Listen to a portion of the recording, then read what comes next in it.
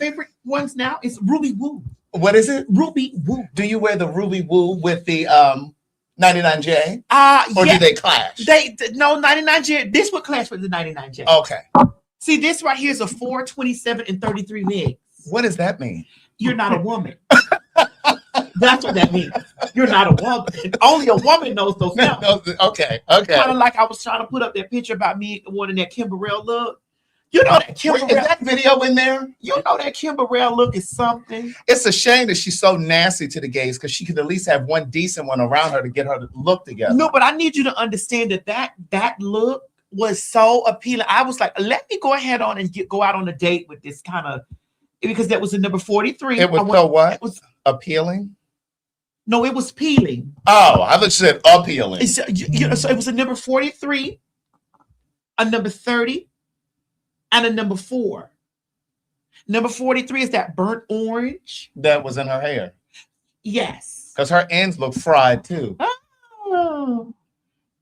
Are we still talking? Because we can move down from the hair. Yeah, do we have please. a photograph? Of Kim Burrell? Can someone provide us a photograph? I want the video. Oh, you want it? Did you put it in the group? I did. Hold on. Provide us with the photograph, not of me with it. Of her. Of her. It don't make no sense that she ain't got a decent fag in her life. Here it is. I'm about to emphasize it.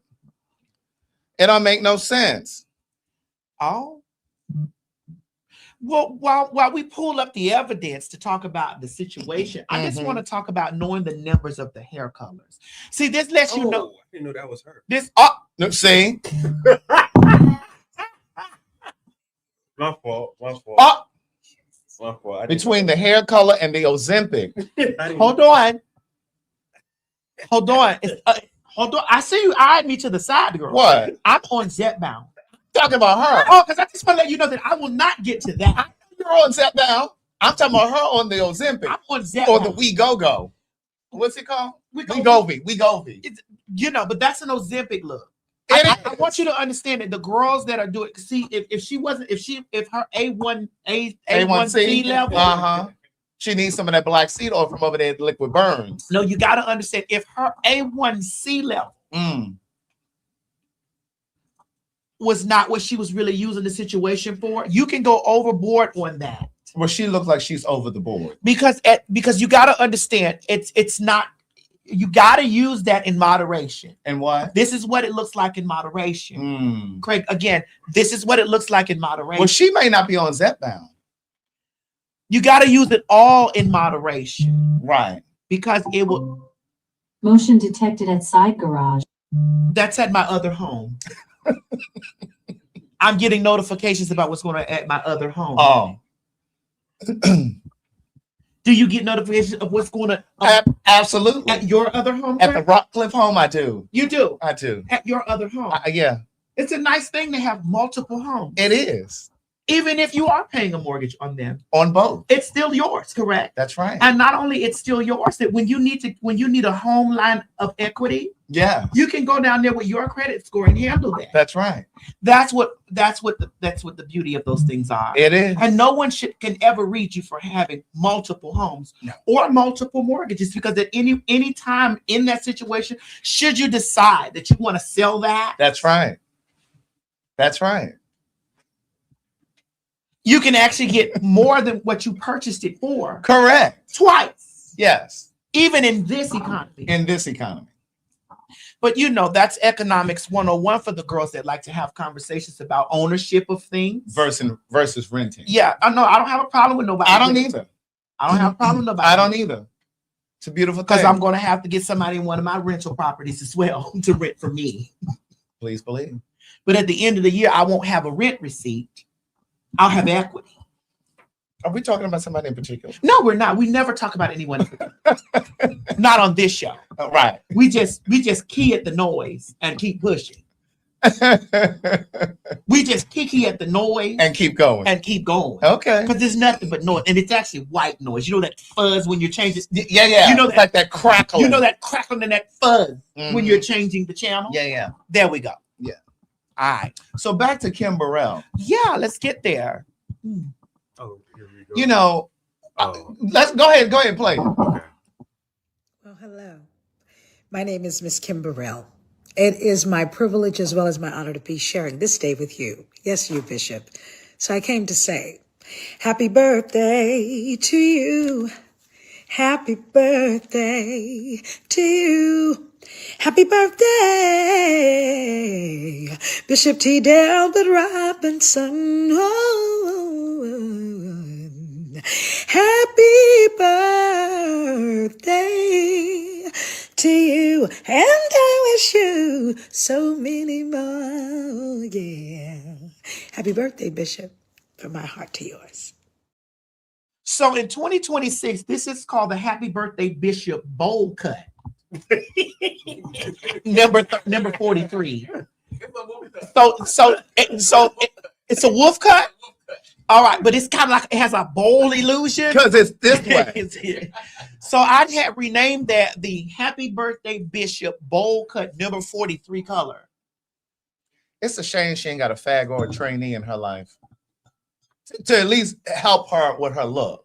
Because that's terrible. That's a mullet. It's a forward mullet. You know how they have them snatchbacks? Hers is forward. Again, you two are not women. And then that color is washing her out. No, excuse me. You two males in the room. Well, wait a minute. Wait a minute. But hold on. Right. Let's get it correct. Right. Correct yourself. I don't need to correct.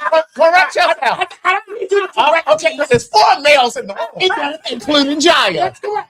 There's 4 males in the There room, are 4 males, including Jaya. but there are 2 women. That's right. Just so that you are correct.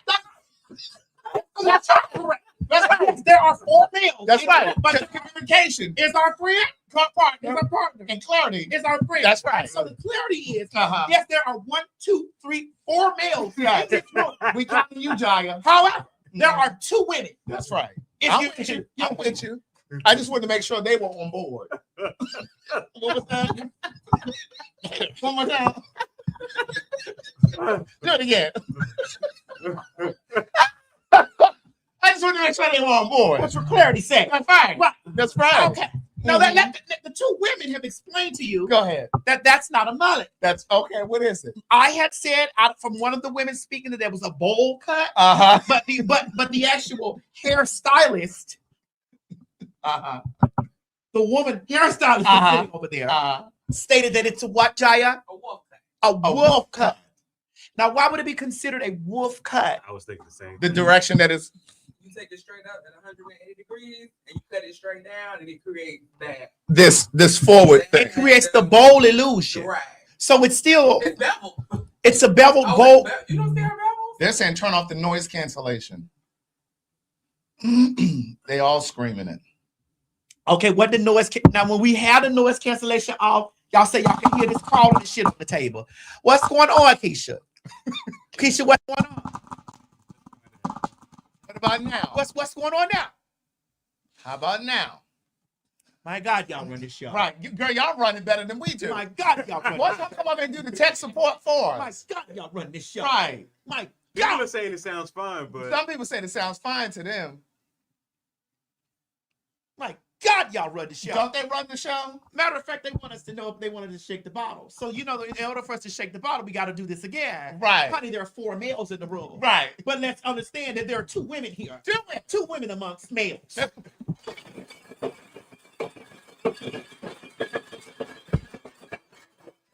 Did you catch that? Did you catch it? Did you catch that? Are the children out of here? Are the children out of the vicinity? Are the children out? That's kind of low.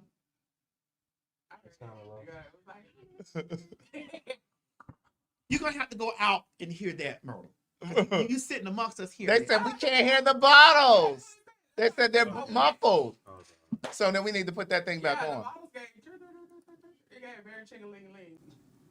there we go. Okay, do it again. Greg, are the children in here? Let's get them out.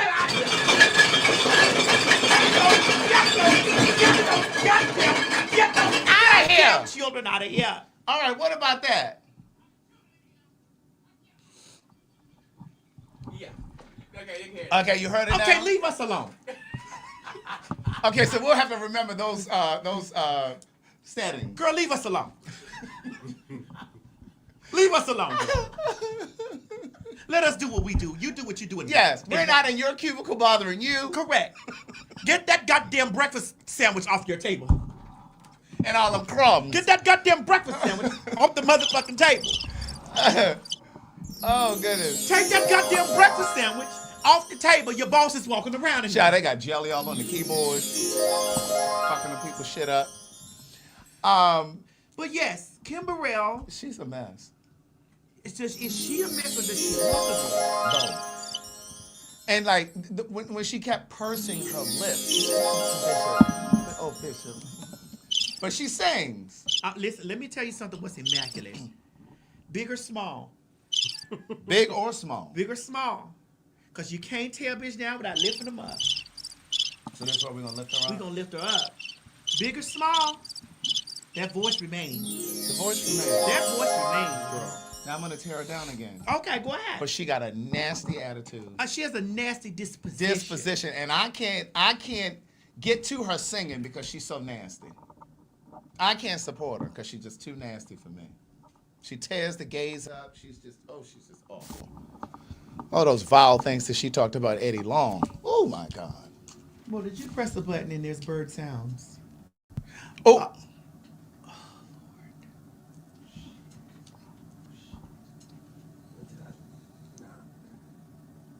Are we back? I don't know. Oh no, no. Oh, it was just my. I thought it was. Well, we did good when Mo was home. Can y'all see us? They said birds are chirping. Oh really? Hold on. Can y'all see us? Yeah, they can see y'all. Why we look albino? Why the screen looks so void of color? I don't know, but this. Why is it? You think we should send them back home? Our birds is definitely chirping. They still chirping. You know, yeah. Really? What is going on? You hear it? Because you can't tell bitch down without lifting It was a setup.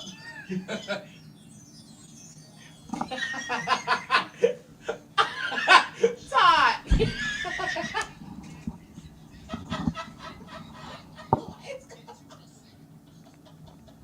I don't know what happened. I'm still trying to work out the. Is it still play? Is they still playing? They said the bird stopped. Yeah, it stopped. I know. I must have accidentally pressed the sound bar.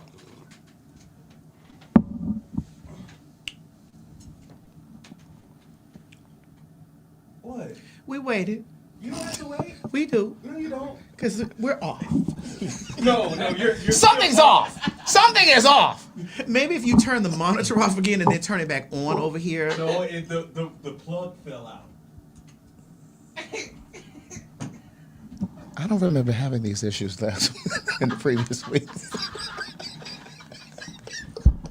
I don't think any of these things happened. Oh,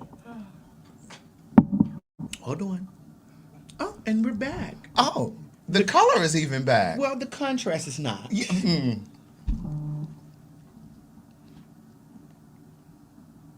But this is what we really look like right here. Yeah, this is what we look like. Okay, because we've been here. Yeah. Was that a Kim Burrell spirit? That was real nasty. Then we'll continue to let her know that we shall not be moved. At all. I just want y'all to know that I'm so glad that we started out with Kim Burrell because she's a Christian. You mean like the same Christians that are over there terrorizing those people in Minnesota? Yeah. And winning that church and carrying on? Yes. And the people that are calling for Don Lemon to be arrested under the KKK Act? They're Christians. Oh. Those Christians. And the Christian who's over that church, who's also a part of the ICE Brigade and Roundup. Correct. Oh, okay. Those Are Christians. Christians. The Christians who didn't want Kamala to win because she was too concerned about the faggies and the trannies. And Israel. Those Christians. The Christians. Yes, those are the Christians we're talking about right now. Ooh. These Well- Christians. Oh, girl, you missed your mouth. I've never seen you miss your mouth. No, you've never seen my mouth. Only a man Oh. has seen my mouth. And those that paid to watch a man see my mouth. You're neither of the two.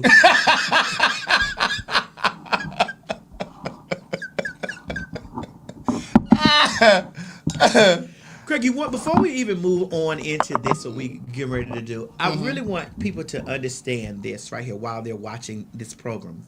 This what? This program.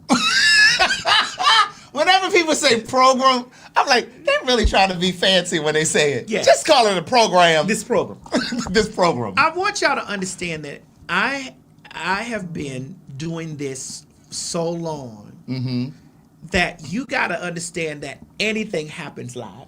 Anything. And you just got to just keep You going got with to it. roll with it. And I want you to take this as lesson 101 about resilience, about structure, and about being authentic to who you are. Because we could have caved in looking for perfection. Yeah. We could have caved in That's looking right. for perfection. This program has never been perfect, even when the sweet pickles was Girl, I knew you were about to go down that road. the program wasn't perfect then. The program wasn't perfect after there were rotating guests. The program isn't perfect when it evolved into PhagTawlk. And it's not perfect when we do it live. It's never gonna. I mean, live in person. It's never going to be a perfect program. Yeah. All you have to do is roll with what's going on. That's right. And I love the fact that the pin mob. See how I didn't separate them and say the Maddie mob and the pin mob. Right. I love the fact that the pin mob Yes. rolls with us Yeah. during the technical difficulties because this is a live show. Yeah. Now, if it happened in playback, we can go and be perfectionists. We can go and be perfectionists and go cut all the. I don't want to do that. Now, and I think that's a part of the charm of the show. I don't want to do You that. know what I mean? I think that's part of the charm of the show is that it is flawed. That Girl, it is like some shit. I remember. imperfect. I remember, Craig. We were doing the Queen's Supreme Court, and some shit fell down like right there, and we was like, "What the fuck was that? What? Yeah. What was that?" That's some it. shit fell out. The power went out. Girl, we were doing a show once, and the lightning just said, Oh yeah. boom. Oh yeah. Was that when Chris Crocker was at the show? Yes, before Yeah. she was Kara Cunningham. Yes. And before we knew she was a Trump supporter. I wonder how all of that is working out for the children now. Looking at this stuff and looking at how all of these things as Christian, and I think that I think that her and 90% of those Trump support comes from the place of Christian. Yeah. It's rooted in Christianity and it's rooted in, I would say, self-hate. Yeah. So I need you to really, Jaya, I need you in the comment section immediately. Okay. I need you there immediately. We have unwanted guests in here. We won't acknowledge them. We'll just remove. And if said unwanted guest, which is the mosquito, wants to watch with the ability to disrupt, we're removing you. If you want to watch with the ability to, what's the word, Craig? Have discourse or To have discourse, this is not the place for you. You have your place for that. You have your own place for that. We don't care about you. We're bigger than you. This is why we don't acknowledge you. This is why we don't say your name, because we're bigger than you. And will always be bigger than you. You wake up in the morning talking about the program, and the program is the TS, which is bigger than you.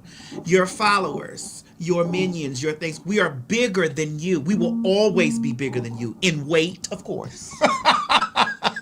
In finances, of definitely, of course. In presence, in voice, in stature, in all the things. You and all that follow you, we are bigger than you. And so this is why you as the mosquito come and try to take our blood, our plasma, because you can't survive without that. Do a moment, do a week, do an existence without the bigger program or the bigger system and understand that the impact is not the same. Because you have never or will never be the TS. Oh. The. Not a. You can be a TS if you choose. But she'll never be who? You can be a TS, a TS. One of those TS. But you'll never be the. The TS is an everlasting gobstopper that you just want to suck and it'll never bust. That's the TS. And this is one of the systems that the VTS and the faggy And the who? and the faggy have created. So run along, little nigga. Run along, little nigga. How about because this is what you like to do. You like to watch our program and you like to go analyze our program and stuff like that. How about you put on a live show and sell tickets and seats and tour the world? How about you do that? You're not big enough. You're not big enough, girl. You're still, like I said to you on countless occasions that you know that I'm speaking to you, you're still bottom feeding and ground level. That's how it works. Bottom feeding and ground level. With all the sexual bodies that I have on me, with all of that, bitch, I was already an enterprise and already a mega brand, honey. It's unfortunate that these girls have tried to build their entire career off of an already built career that is unmovable, unshakable, bitch, unstoppable. Now, back to what we were talking about. We were talking about how we love the program that we do. Yes. And we were talking about how the program is the infrastructure of the program is just it's just what it is. It's chaotic and we love it. Yes, exactly. It's almost like improv. Yes. And we were talking about Christians and how the Christians can't infiltrate this structure. Right. We're going to have some conversation about it. You know, I left that Christian trope. I truly left it this year, Craig. This year? No, you mean last year. Yeah. Because it's only January. Yeah. What's that? It's a mint. Would you like a mint? No, I won't. I need. Let me have a Ricola. Yeah, this is what because there's been some things in the back of my throat. Yeah, I know, and I want to make sure it doesn't get in the back of mine. Well, what's been in the back of my throat wouldn't go in the back of yours. There are a lot of things that would not go in the back of mine that's been in the back of yours. Girl, it wasn't chlamydia. This time.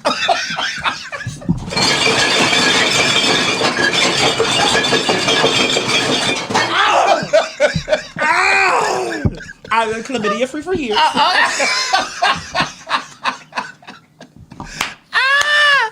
Oh God. I've been chlamydia free for years. Okay. Okay. Okay.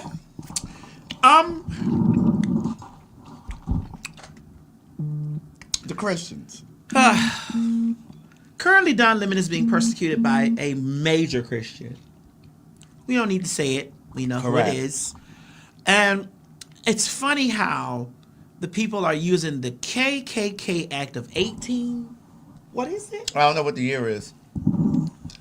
But it's crazy because, and for this to happen on on Dr. King holiday, for that to happen on Dr. King's holiday, Yeah. and my thing is, they have released ICE on civilians, everyday Americans, right? Some who happen to be legal immigrants, and the truth is, they never released ICE on any gangs.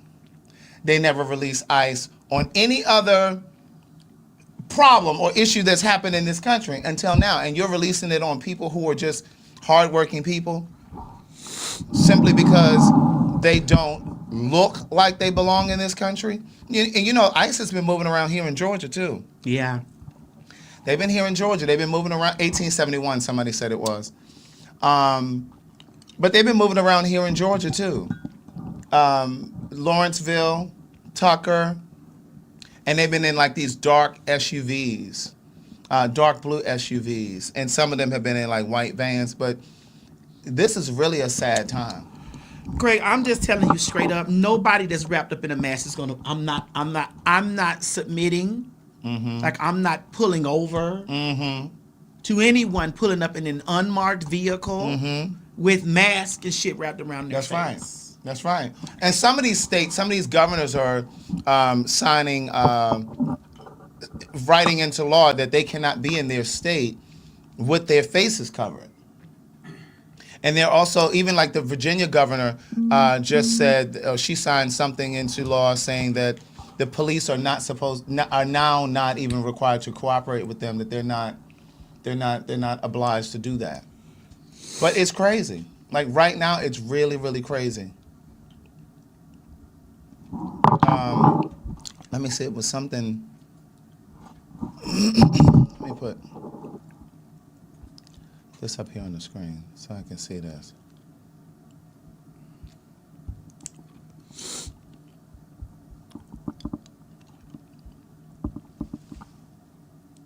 I wanted to pull this thing up with Don Lemon. What's that going to mean? This is a white supremacist agenda. Why do you say that? Fuck off. No, me, dude. I'm You're not on here. team? Whose team are you on? Come on, man. This is Don Lemon. All right, man. All right. Well, Sorry, brother. I'm so sorry. Like, really? No, I'm so sorry. on our team. Yeah. So why do you say that? This is a white supremacist agenda. They're not just going after criminals. I'm so sorry I went after you there. I didn't Come on. recognize Do I you. look upset? There's all kinds of folks out here with media.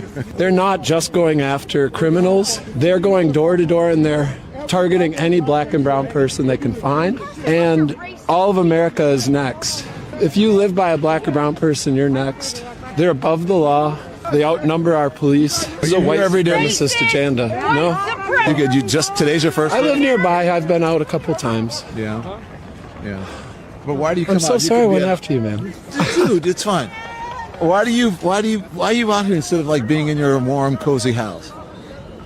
Because there's a point where whites got to stand up and recognize that this is a white person problem and we need to represent our black and brown neighbors and disavow MAGA. Yeah. We need to put an end to this. We need to put an end to this. We fucked up so bad. This is the end result of all of the bigotry and racism that we have been putting up with for years. This is the logical conclusion. What do you think is going to happen? Where does this end? How does it end? I don't know. What do? Yeah. I talk to anyone who will listen, and I disavow every MAGA person I've ever known. They have no place in my heart. This kind of hatred. Yeah. No, if you can't stand 10 toes down and say that trans people, black and brown people have a right to exist, and that women have a right over their own body, then you have no place in my heart, and you have no place in the fucking future, because we're gonna have a bright future. It's really disgusting what's happening in this country. And I've seen like so many interviews of Indian folk, like who have immigrated here from India, who are saying that they're not everybody is disappointed or upset with what Donald Trump is doing. And my thing is, how are you as a brown person who has immigrated here from India? And I'm talking about Indian with the dot on the forehead, talking about they're not disappointed with what's happening. You have an accent, a thick accent, last name Patel, and you think that they won't snatch you up off the streets? You want to know what's crazy? I think I sent you this video yesterday. I'm sorry, y'all. It's so much business going on this morning that I'm about to even pass my phone over here to Jaya, and I don't even let Jaya in my phone. There's so much business going on this morning. But what's the video you said you sent? You know what's interesting to me, Craig, that I find extremely interesting, is that the people that are, I sent it to you. Mm-hmm. The people that are apprehending the people are Hispanic, black, Yes. foreign, Yes. and there's no white people going after white people. ICE is not going after white people. So I'm just trying to understand how black and brown ICE agents are going after people who look like them, but they have yet to pick up anybody white. Like there was a Somalian who they uncovered and realized that he was ICE. They've been snatching Somalians up. And you're out there snatching up Somalians. And here's the thing. They have a sign-on bonus of like $50,000 or something like that. If they quit within 5 years, they have to pay that money back.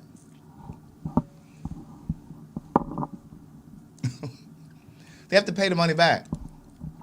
I've seen somebody say you can't pay white people to hunt white people. That's exactly it. And but again, and this is why I go back to the thing all the time, and I say, not every slave wanted to be free. And I saw this woman on TikTok. She said yesterday, she said, if it was not for black women. Wait. I don't want to interrupt. Go ahead, what? I got to go back to a point you just made. What was that? Wait. Yeah. Is this $50,000 over 5 years? Or is this $50,000 up front? I don't know if they get, but it's taxed. I don't know if they get it all up front, but it is definitely taxed. Hold on. Yeah. Can somebody deeply, is this $50,000 over 5? Because that would equate to $10,000 a year. Right. They saying it's over 5 years that you don't get it all at once.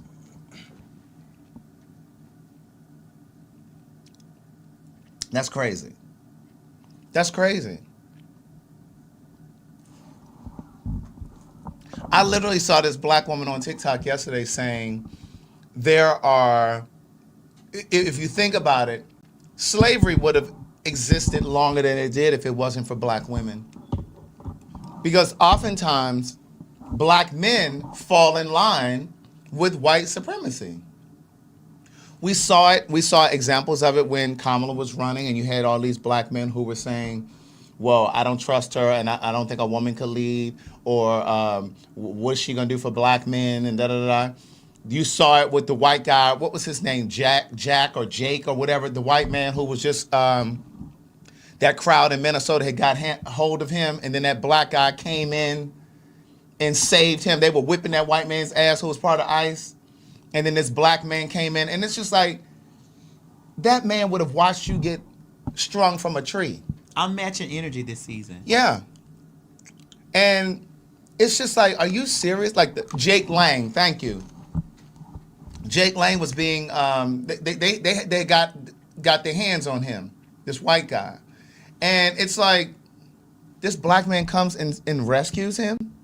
And I'm not saying that people should get beat up and assaulted, but what I'm saying is, let whatever happens to him happen. But it's the same way that black men always jumping down here saving white women. Well, it's always the same when black men is somewhere jumping off of a fucking 9-foot house to save a white bitch that's only see him for a BBC. And dare I say it? Go ahead. This is our show. Dare I say it? Go ahead. While I appreciate the Black Panthers, where were they when all of these black people were killed? So they now are emerging now that Renee Good is killed, this white woman is killed?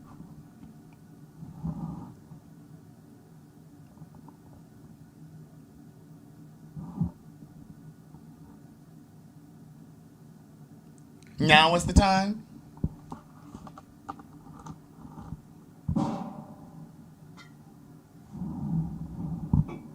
I'm just asking.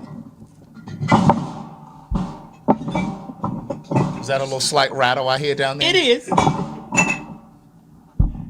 I mean, I'm just curious. Yeah, and somebody said Jake Lang is running. Yeah, he's running for office, isn't he? But, you know, there's just a lot going on right now. These other countries around the world are forming alliances. I just saw something today where I think it was Canada's prime minister is talking to, China about forming alliances.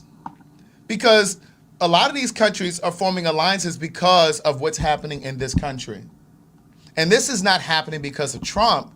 Trump hasn't caused this stuff to happen. This has always been America. This has always been America. And I can't begin to tell you how many times I've said on this very show that America has always aspired to be fair, to be just. But she has never been that. She's never been fair and just. And she never will be. And she never will be. And people outside of this country, that's the beauty of travel too. People outside of this country have always seen what America has been. America has perpetuated this lie, just like the black church has perpetuated lie after lie. They've perpetuated this lie that America is the land of the free. I saw this young white girl talking last week, and she was saying that when you're from the UK, when you come here, you're automatically stripped of 15 different freedoms that they have automatically over there. 15.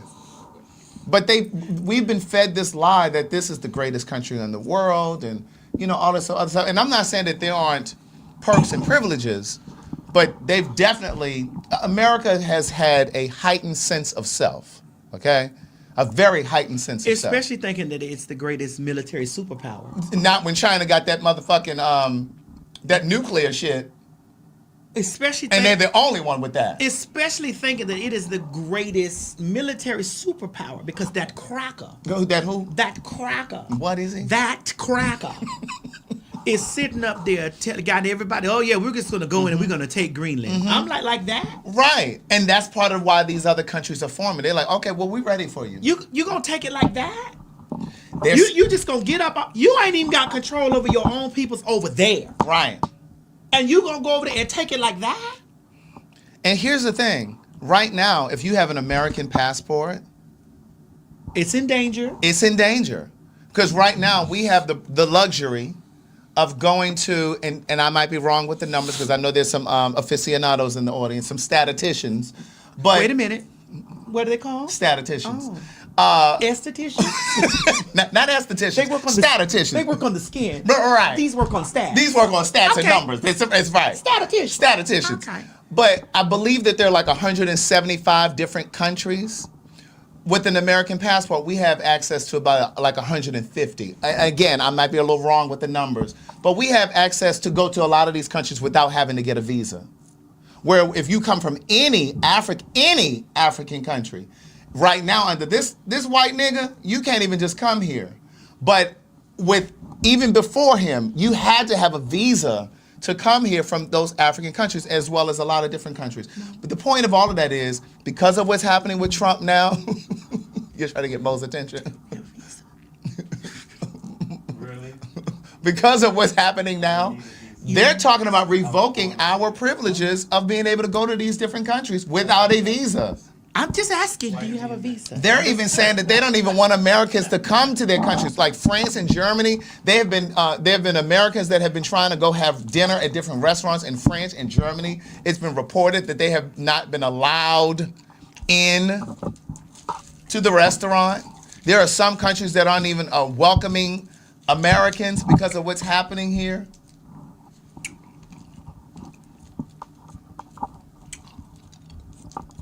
Why are you looking at me? I'm just asking.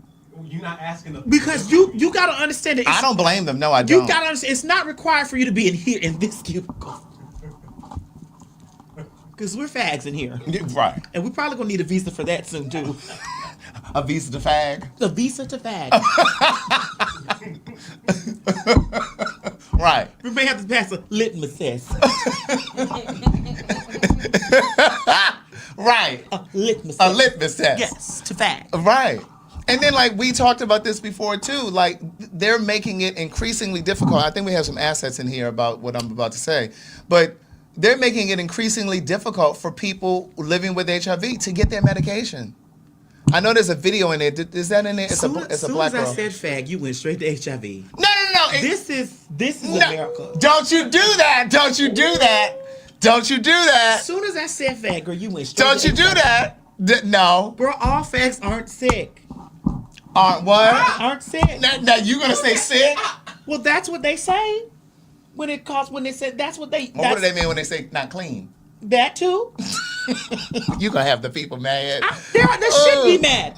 Right. They should be mad, and they should be mad at the people that are standing with people that are trying to take away the infrastructure that's in place. Right. Because they trying to take away medication. There's a video. Is it in there, Mo? Yeah. Play it real quick and then I'll finish. HIV meds are being delayed on purpose, and they are calling it logistics. Let's be very clear because confusion is doing a lot of heavy lifting right now.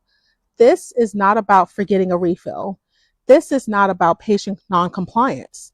This is not about supply shortages. This is about HIV prescription delays being built into policy.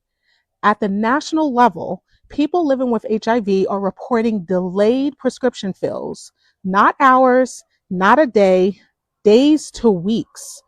That is dangerous. Full stop. So now here is where it gets ugly. Express Scripts changed its refill policy from a 30-day cycle to a 34-day requirement for certain medications. So that means patients cannot request refills until they are essentially out of medication. For HIV meds, that gap is not inconvenient, it is clinically unsafe. Interruptions increase viral load, risk resistance, and increase transmission risk. So this is basic medicine. New Jersey saw this coming and stepped in. So back on January 9th of this year, New Jersey enacted a law requiring at least a 30-day supply for HIV medications with access to 60 and 90-day fills. No games, no creative math. This law also creates teeth. Delays can trigger penalties, patients can be compensated, and pharmacies and PBMs cannot hide behind policy language. And here is the part people are not talking about enough. ADAP exists not just to help cover meds, but as an accountability pathway. Complaints matter, patterns matter. States can intervene when enough documentation exists. So this is administrative harm disguised as efficiency. If your HIV meds are delayed, that is not a paperwork issue, that is a policy failure. And some states are finally saying it out loud. All right, so before Craig gets in with his statistic, what did you call those? Statisticians. With his statistician No, status, the statistician is a person. with his statistician status, I just want to say, girls, if you got the power, call your doctor and tell your doctor to give you a 90-day supply. Then turn around and call them and say it got lost in the mail and get another 90-day supply. That's right. Stock up. Because again, and somebody said it in the comments, it's not just HIV meds, it's also pain medication. It could be any medication, right? But it's also pain medication. But the reason that I wanted to emphasize the HIV thing is because I know that our audience is LGBTQ. Doesn't mean that everybody is HIV positive, but I know our audience is HIV is LGBT. Sorry, our audience. Our audience is LGBTQ. You know what? You so.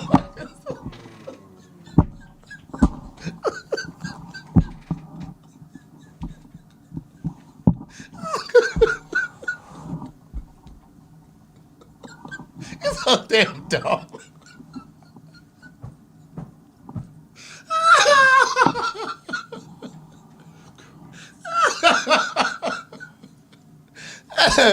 Because our audience is largely LGBTQ, and because when we were talking about the people talking about they're gonna still be a fan of this, that, and the third, and they don't give a damn about Trump.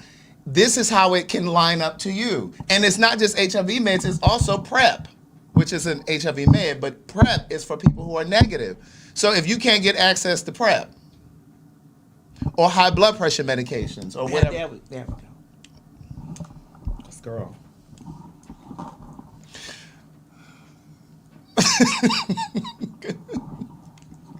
Craig put us in the checkout. I was not putting y'all in the checkout line. This is crazy. Oh my God. But yeah, so I said, how we catch a stray? Oh my God. But yeah, so any medication is the point. And so what I'm saying is any administration that would put people at risk who need medication, like that's just insane. So I don't give a damn who you're a fan of. I don't care.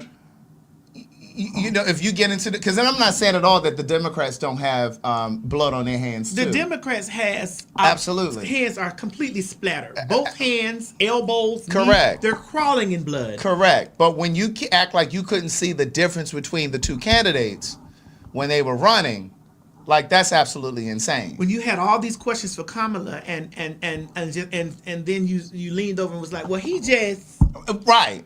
Oh, he's just being funny. he just. Yes. Well, he said last time he was gonna build a wall, he didn't build it. And it wasn't really that bad last time. I made a lot of money up under Trump the last time, is what a lot of people said. We did. We did. But that wasn't a reason for us to vote for him. We did not. And we did not. But some of the people did. And here's what I want to say out loud while it's on the tip of my brain. All those Hispanic people that are over there on Reddit that are still trying to promote, they're still campaigning for my removal from Drag Race. I don't see them clipping, cropping, and posting all of their cousins Correct. who actively campaign for this administration to be Correct. in office.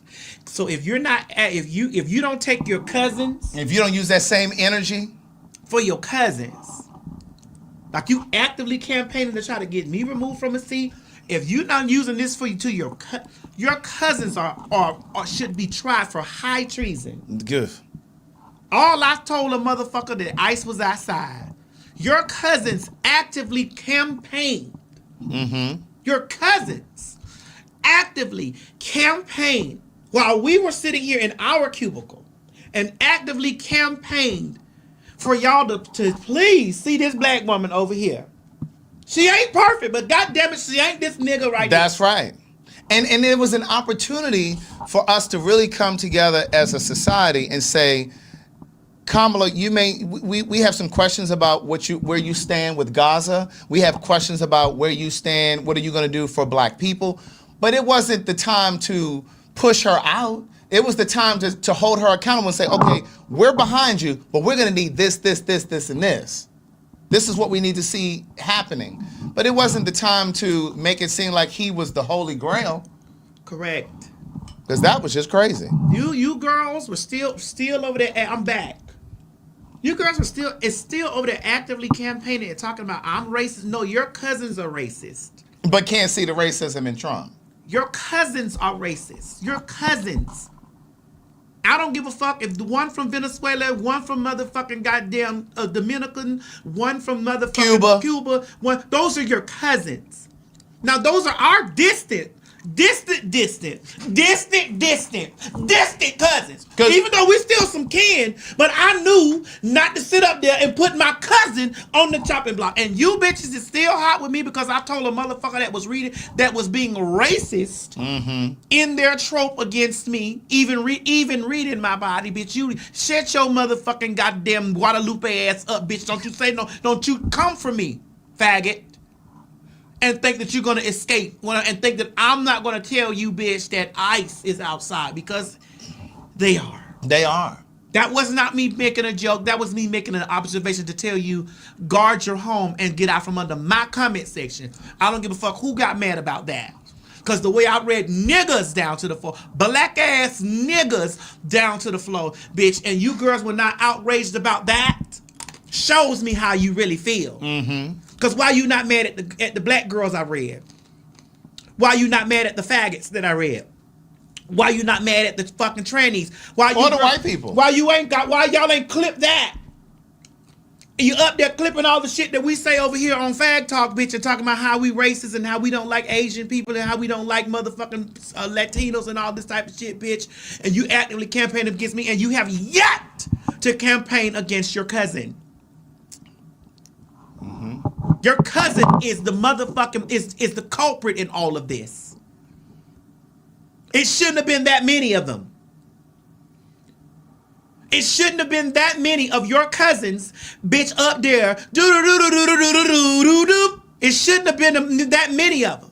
Cause when them niggas that I was reading black ass floor trash ass motherfucking niggas to black niggas, hard E, hard R on my motherfucking show too, or on wherever the fuck I was at that was saying shit against. I was reading everybody, bitch. But you girls just took this piece and was like, oh my God, she's racist. Obviously, bitch, you don't know me. I'm an equal employer, bitch. An equal opportunist when it comes down to reading or pointing out facts. Or pointing out facts. And fact is, if you ain't nailing your cousin to the cross for their high crimes against your bloodlines, bitch, I ain't say nothing except that the motherfucking ice was outside. Wait, Maddie, you said they were doing what? Voting. Oh, you mean they were doing this? I will vote for Donald Trump.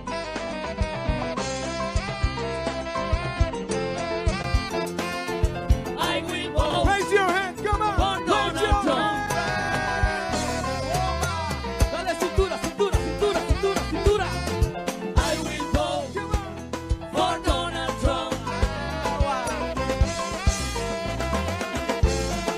I will vote for Donald Trump. Let's do it. Latino for Trump. I will vote Yeah. for Donald Trump. Bueno, señoras y señores, everybody, let's sing this song, everybody, together, okay? I need you loud, loud, because I want you Trump. Hear that song, okay? Again. Yo quiero que todo el mundo lo cante fuerte, para que nuestro presidente la escuche, okay? En español bien ahorita. Bien ahora. So, Tranquilito. come on. 1, 2, 3, go. Oh my God, I will vote. Everybody, I will vote. come on. Repeat, repeat. Oh, Trump wrote.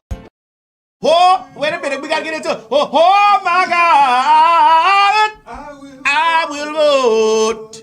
I ain't going to. Mo, I'm not going to front. That's a bop. It is about. That could be turned into a gospel medley and go down there to the black church and play it at the black church. Well, I mean, they are Christian. I mean, because they are Christian. Because them black ass niggas is a part of that motherfucking shit too. Them black ass church niggas, them black, stupid, dumb, ignorant ass black ass church niggas. And the dumb nigga Stephen Smith. That nigga dumb. I'm so sick of him. And I'm so sick of black people even following him, supporting his shit. But see, that's the thing too. Black folks get so caught up in sports. So caught up in sports. You Well, justify following. Until you said sports, I realized Well, what you were talking about. Craig, Oh my God. Craig, you gotta realize this. I want you to understand. You gotta realize this. You know, a lot of black men's brains is the size of a peanut, like a dinosaur. Yeah. And they all have these followings, like that they follow, because you know Yeah. a lot of them saw their dream in this athlete, like a what's his name, Stephen A. Smith? Stephen Smith, like a what they call him, Unc. What is Shannon Sharp. Shannon Sharp. And that dumb nigga talking about he going down to the Dominican Republic to get him some women. You ain't learned your lesson, dumb nigga? You still ain't learned your lesson. You saying it on your podcast that you're gonna go down to the Dominican Republic? Shannon Sharp, that $50 million or whatever you had to pay that white girl wasn't enough to sting you.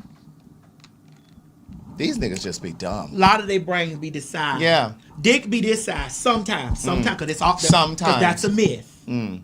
That's a myth. Dick be this big, mine be this one. And Cam Newton is another dummy. Oh. He was trying to say eccentric. No, eclectic. Eclectic. He was trying to say eclectic. I mean, his look is eclectic. He does have an eclectic look. He has, what is it? What kind of He has look? an eclectic look. What kind of look? Eclectic. This nigga was trying to say eclectic. I can't even tell you what he said. He said eclectic. I think something like eclectic because Eclectic. Eclecta. He said eclecta. It's not shocking. You don't need a lot of brain to get millions of dollars. No. Yeah, he said eclectic. Yeah, Eclecta. Because then she said something about like nigga something, and then he was like yeah that. You don't have to have a lot of brains to run a ball. No. You don't. You really don't. And then a lot of them get podcast mics. Yeah. And you be like, oh, They need to tariff this equipment, these mics, heavily tariff them. That would shut a lot of these microphones off. To get these podcast mics, and you be like, and then you get those pick me cunts, the pick me fish that come through because they want a ball player. Yeah. You know, Shannon, you know, we got to heal the child in you. And we got to, and he just be like, woman, stand up. Female, stand up. Stand up.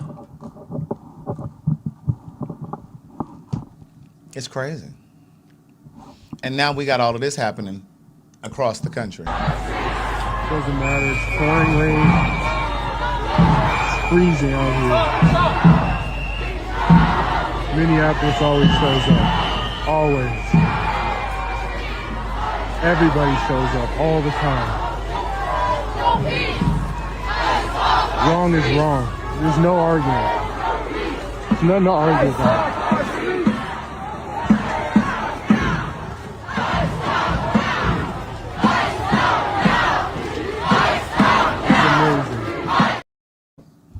All of this nonsense.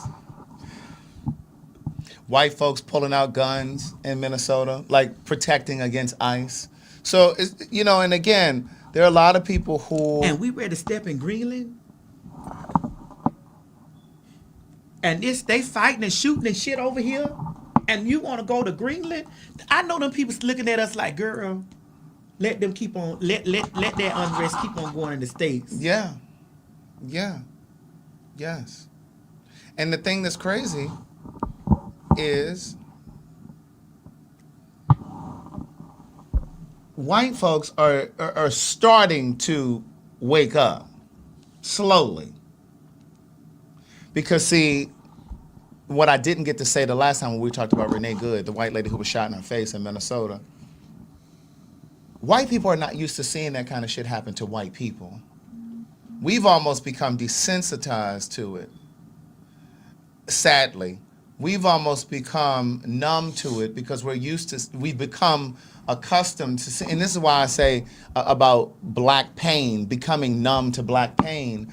Like when the Trayvon Martin was killed, or the Sandra Bland was killed, or George Floyd, on and on and on and on, we become numb to it. And it doesn't have the same kind of force for everybody else.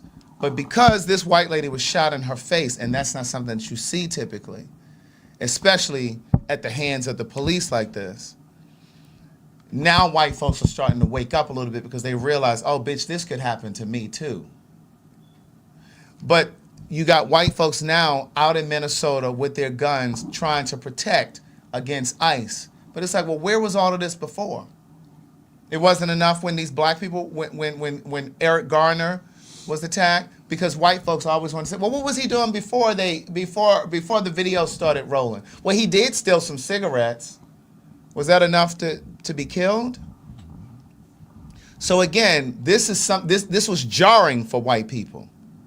And now they're out there thinking, oh wow, now we need to be stirred to action. But a lot of you voted for this. A lot of you voted for this because you expected your vote to hurt black and brown people, immigrants. But now that bullet has ricocheted and it's now hitting your community, and not just violently in the way that it did with Renee Good, but as a farmer, as a business owner. Trezor, I'm not going to get off my throne, but you can get out this motherfucking live if you don't like what I'm saying. You can do that. Where's Trezor? Who is? Scroll up a little bit more. Where's Trezor? Let me find. There it is, right there. Right there. But, you know, the thing is, it's now affecting their businesses. And now they're starting to feel it. You know, so, and then even when you think about, like we just talked about at the top of the show, it's affecting the way we can even move around in the world, all because of who you voted for. And I will never stop reminding us that that this election was rigged. It wasn't just because people voted for him. Too many people did vote for him, but the election was rigged. And the bottom line is, because you cast your vote for a motherfucker who has no sort of temperament, this is the kind of shit that happens in the world, around the world. It reverberates around the world for the people who chose to sit home and not vote. You are complicit. The people who said, oh, well, voting doesn't matter, you too are complicit. The people who challenged Kamala, because again, nobody is saying that Kamala was perfect. No, at all. But what we're saying is, between the two, you should have known better. And if you didn't know better, then you really need to investigate your critical thinking skills. I just want to say this, and I'm not unencouraging or discouraging. I'm not discouraging people to vote, because I'm definitely getting out and Absolutely. vote. And you definitely need to vote in this midterm. In the midterms. But my thing is, let's be honest, Craig. Yeah. Let's us be completely honest here in this conversation.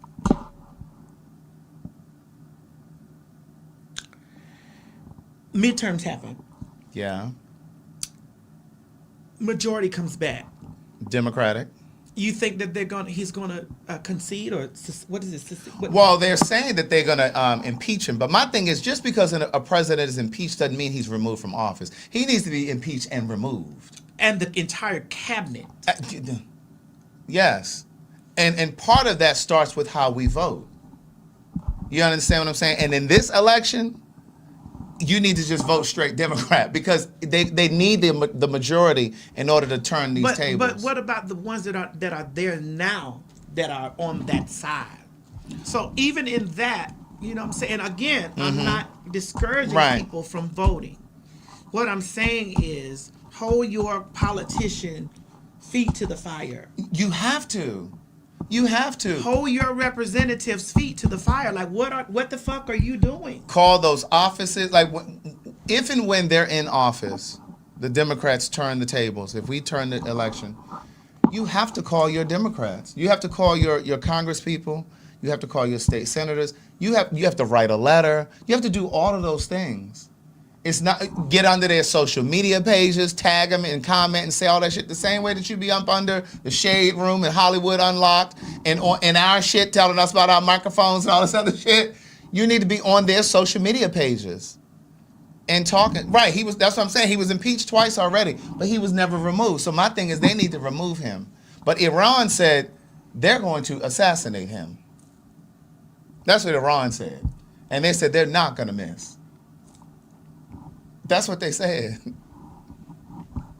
About their American president? No, they said that, yes. Yes. But, I mean, it's just, but here's the thing, and I commented this under somebody's page. I don't know who it was now, but, it was Rolanda Watts. You remember the talk show host? She's a turned comedian now, but she did a post on her Instagram the other day, and I sent it to Madison. She was crying because she was in a taxi cab leaving a comedy gig in New York, and I guess her driver was a foreigner or an immigrant. He was black or brown. I don't know where he was from. She didn't say, but she said she was sleeping. She pretended that she was asleep in the back of the taxi because ICE stopped the taxi, and we're trying to take this man out of the car. But I commented under her page and I said, if this seminal moment in history isn't enough to make black people across the board serious about voting again, I don't know what is. My question to you, Craig, is, do you think they're feeling safe in the bathroom now? Do you think that the sports that they're watching on TV, now that it does not have trans women, that they are safe now? Right. Do you think that now that they're removing all the trans from TV and all this stuff, that they're safe as women? Mm-hmm. Do you think that they're keeping these women safe? Mm-hmm. Do you think that they're safe now because there's two genders? Do you think that they are safe? Are they safe? Mm-hmm. Mm-hmm. Mm-hmm. Because when you have that conversation about the children, keeping them safe from the enemy, which is us. Leave that comment there because I want to get to that. from the enemy, which it is us. Are they safe now? The bathrooms are being closed up for the women that want to go in the gym and work out. The sports are being stripped of the transgender people. Are they safe in this country now? Are their children safe in this country now? When you move to understand that there are only two genders, male and female, are they now safe? Are you safe now because you want to just blatantly say the pronouns of he and him And she and her. in your bigotry? Are you now safe? Is your grandmother safe? Is your aunt, is she safe? Yeah. Are they safe in your health care now? Go ahead, Craig. It's always a weak, bad-built bitch with no picture that got the most to say in the comments. I didn't say that I was delusional. I prefaced with, we know that this past election was rigged. So I already know that there's some tampering going on, you dumb motherfucker.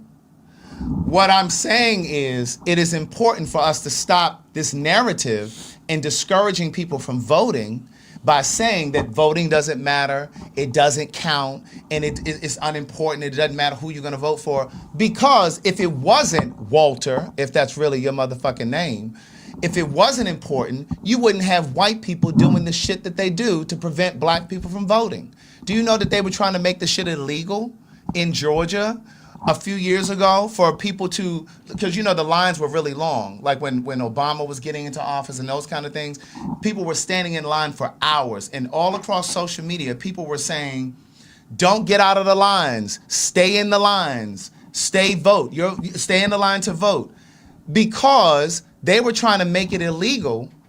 Let's just say you were in line to vote and you had been in the line for an hour. If I wanted to bring you a bottle of water or bring you a chair to sit down or bring you a snack, they were trying to make it illegal because they wanted people to get out of the line. They wanted black people to get out of the line. So you ignorant motherfucker, when you write shit in the comments, I need you to think before you write stupid shit in the comments like that. And so my point is, they wouldn't have been burning up mailboxes and shit when Kamala was running this last time. All of this gerrymandering that's happening, none of that stuff would happen if your voting didn't count. It's the reason why Trump and Elon Musk got together and rigged the elections. Did you get it from Keisha, Craig? No, you didn't get it from Keisha. You got it from Walter. Right. Boom, VD. Right. Did you get it from Keisha? No, you got it from Walter. Right. Right. Well, to get your stupid ass up out of here, do that. And the energy that you're using to write dumb shit in the comments like this, why don't you use that energy to advocate and to get people to vote? Or do something else with your energy. Write your congressman. Do something productive with your energy instead of putting stupid shit in the comments. But all of that to say, it's really sad to see what's happening in this country because, again, this isn't anything new. It's just our first time living through this. And I said this before, this is our civil rights moment.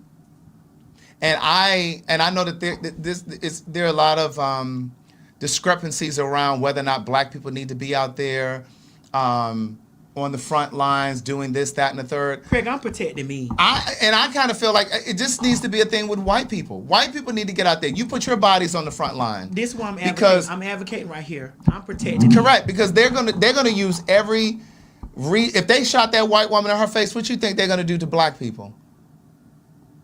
So my thing is, there are other things that we can do from home. Write you a letter to your Congress people, pick up the phone, call Congress people. You can support black-owned businesses whenever possible. You know what I mean? To lift up. I posted on my Instagram the other day, there's a black-owned toilet paper company. I'm about to start buying black-owned toilet paper from a black-owned toilet paper company. It's 3-ply, bitch, not 2. You gotta understand that all black folks ain't your friend either. Craig. All black folks is not my right. And just when I realize that they're not my friend, then I won't support them. But I think that it's important that we lift our own community, because at the end of the day, they don't ever really want us in their spaces anyway. They don't. And so, like, for all of the people, and I love fashion, I love clothes, but I'm always going to support black-owned. You know what I'm saying? So, yeah, like, I'm going to do that too, Craig, but I'm also going to say that all black-owned don't want us there. No, they don't. And they don't. And I'm very clear about that. Because I've had some black-owned businesses come up under my thing and be real transphobic. I just told this girl, some black girl, I don't even remember what the business was, but she was up under the comments saying something crazy. And I said, well, it's really wild that you are commenting and talking this reckless about people from your business page. From your business page. And she said, oh, no, my business is just fine. I said, but what you don't realize is that this can come back to haunt you. And I said, that's business 101. 101. And the fact that you don't understand that is you a stupid ass nigga. Baby. I tell people this all the time. Get the fuck off of my page. Listen, I'm more concerned about your business. You know why? And let me show you how my blackness still stands. Mm-hmm. I'm like, broad, I'm more concerned about you being able to feed your kids and shit like this. And if you want to read me, come off my page from your business. Mm-hmm. Mm-hmm. Come off my page from your business. Yeah. You too small of a business to be on a powerful voice like mine. Yeah. Come off my page from your business page, man, because you will receive a blow that you wouldn't even. Because if I was truly vindictive to terrorize your business, or people can clearly see in the comments like, why are you over here doing this from your business page? Yeah. And I'm not. You're dumb, and that's just crazy. And you're preparing taxes. Correct. As if I'm not a tax-paying citizen? It's just like if you were a shopper or you went to a restaurant, one of your favorite restaurants, and you're up under and your favorite restaurant's social media page is up under there talking about black people or talking about gay people from your business page. That is the dumbest shit I have seen in a long time. And you're preparing with people's actual social security number? You're doing that, ma'am? I really wanted to get in her inbox and say, ma'am, I know you don't like me because you fish. You're a piece of fish, bitch, and you don't like my motherfucking tranny ass. I get that. But ma'am, business 101 that you have not mastered yet is to not be on my page from your business doing this. Everybody don't feel like you. Everybody that's spending money don't feel like you. Some of your current customers may be the people that you're talking about. Correct. Or they have children or family members. There are people that love and don't care about their and care about their family. Yeah. Are you crazy? Yeah, y'all be loud online. Yes. A lot of you pussy ass, homophobic, transphobic ass people be loud online. But we be having family. We be having people that fuck with us. We be having hitters that be like, hey. I can't tell you how many straight men have stopped me in the airport and say, man, listen, my wife and I, my girl and I, we watch y'all show all the time. So you just never know who's watching, who your customer base is. You don't know that shit. And a lot of you be screaming about you gonna do this and that and you gonna da-da-da. And then, listen, and be trying to Greg, let me just talk. Then be trying to dox me like I ain't sitting up with your foot with all your information. Right. I'm just not a bitch that's gonna be, I don't like the doxing shit. Right. But don't you, for once, think that because you sitting on talking about something, you done look me up and you done research me, like I don't have a file, like I don't have your file on my desk too. I just don't be online doing that. Yeah. Because I know, and it's really illegal to do that. It is. Because I know the dangers of that. Yeah. I don't have no malice and ill in my heart towards people like that to be. And I'm telling you, I get girls whole. I can scroll over and show you a girl's credit report. Yeah. Matter of fact, I'm going to do that. And I'm like, girl, I wouldn't even, you know what I'm saying? I wouldn't even do this to you because I wouldn't even delve.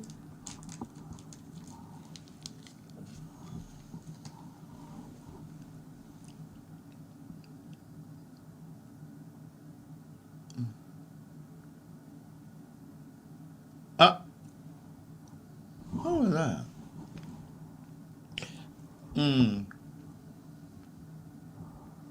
Tap that and slide and swipe.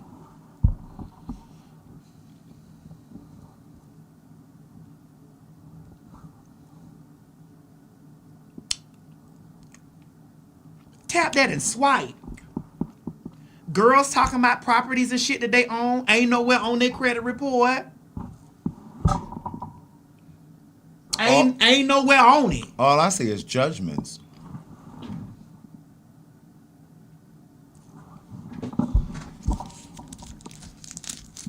And I'm just like, girl, swipe. It's so much to swipe through. Not a $62,000 balance. Is that debt? I'm like, girl. With a $371 monthly payment. You'll never finish paying that off. Oh, this credit score. Really? I'm just saying. I don't even do shit like this. And the girls be sitting online screaming about they got my address and they got, girl. I'm like, girl, sit down, Keisha. Well, that's too much. Keisha, sit down. And ain't their property that they screaming out that they own that. You see it? I had less student loan debt than that. Keisha, do you see it? The properties that girls be screaming out they own, do you see that? You don't see it, do you? Do you see any properties that they own on there?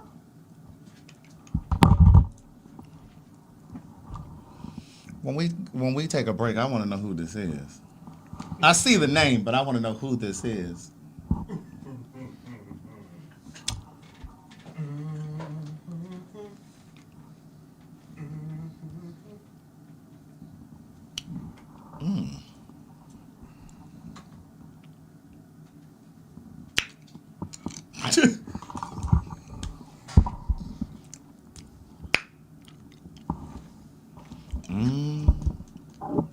I'm trying to find this 1.5 million, this house. I don't see it. Not with that $63,000 debt right there. I don't see that.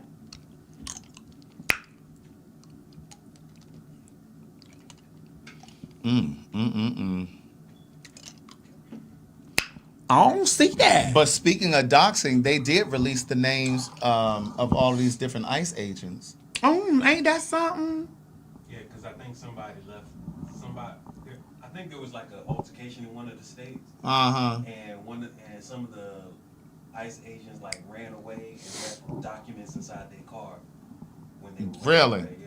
Here it is. And to the person that leaked the 4,500 identities of ICE agents, thank you for your service. Now, there's some people that's going to be like, oh my God, that's doxing. Jesus wept. I would never shed a tear about the identities of people that kill and kidnap our neighbors being identified. And the thing is, this is a popular opinion too. According to a new poll, over 57% of Americans disapprove of what ICE is doing. Anyway, so here's what happened. A Department of Homeland Security whistleblower released the identities of about 4,500 ICE and Border Patrol employees today, and what's being called potentially the largest agency data breach for the department. It's all part of the ICE list, which is an online database created to promote accountability for these masked federal agents. And no matter how much they try to claim that identifying ICE agents is domestic terrorism, it ain't. People should know if there's someone around them willing to kill and kidnap their neighbors for $50,000 a year, or just period. The ICE list is an open journalistic project created by Crust News, and it wants to collect and share information that can hold ICE accountable. And of course, DHS and and guy in the White House aren't too happy. According to the website, they have been forced to fight off multiple attempts to take them offline by the Trump regime, but they say they're going to continue to do it. So in addition to the ICE list, the site is also building a boycott list. They're building a growing list on an almost daily basis.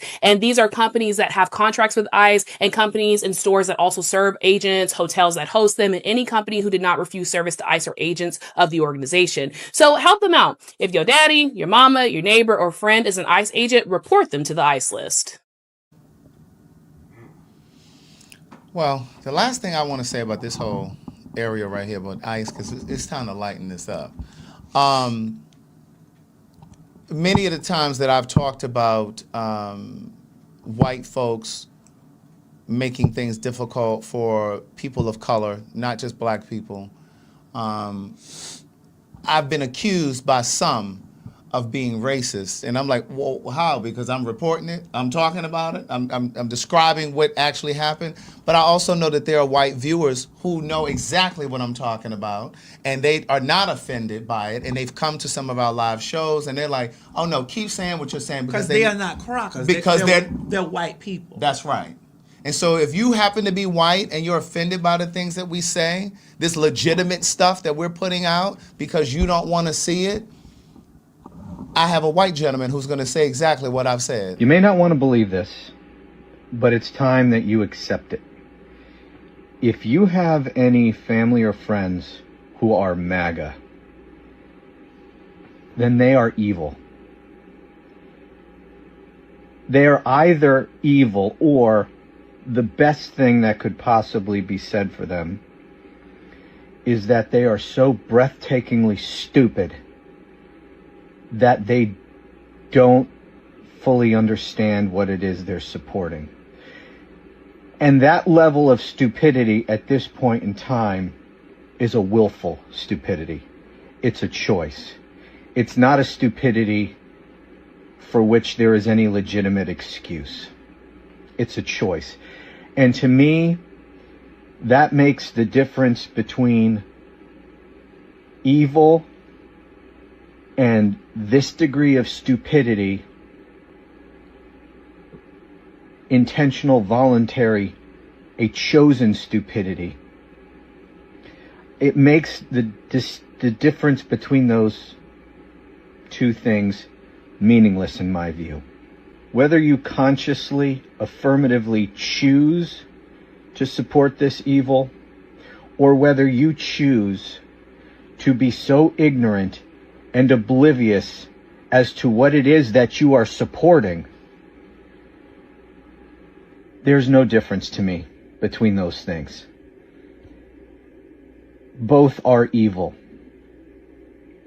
Both are empowering evil. And a lot of people who have MAGA family and friends have been struggling with this for a long time. They love these people. They have been a part of their lives. Maybe they are brothers or sisters, or parents, grandparents, friends, spouses. And they just don't want to admit that these people are evil.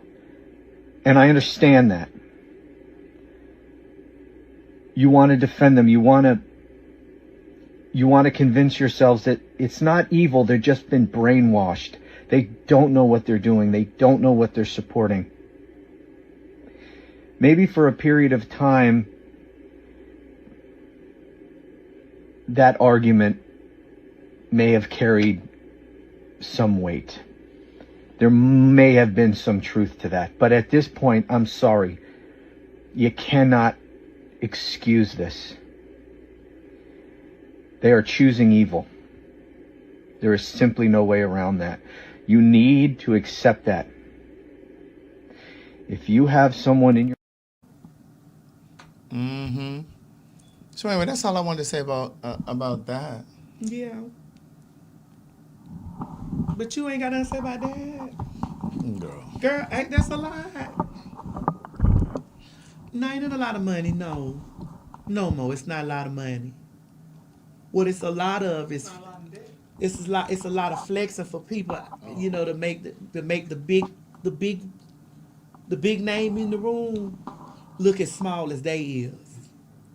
I'm talking about Delusion of grandeur. Yeah, delusions of grandeur. And it's unfortunate that, the children sit around and they love to congregate.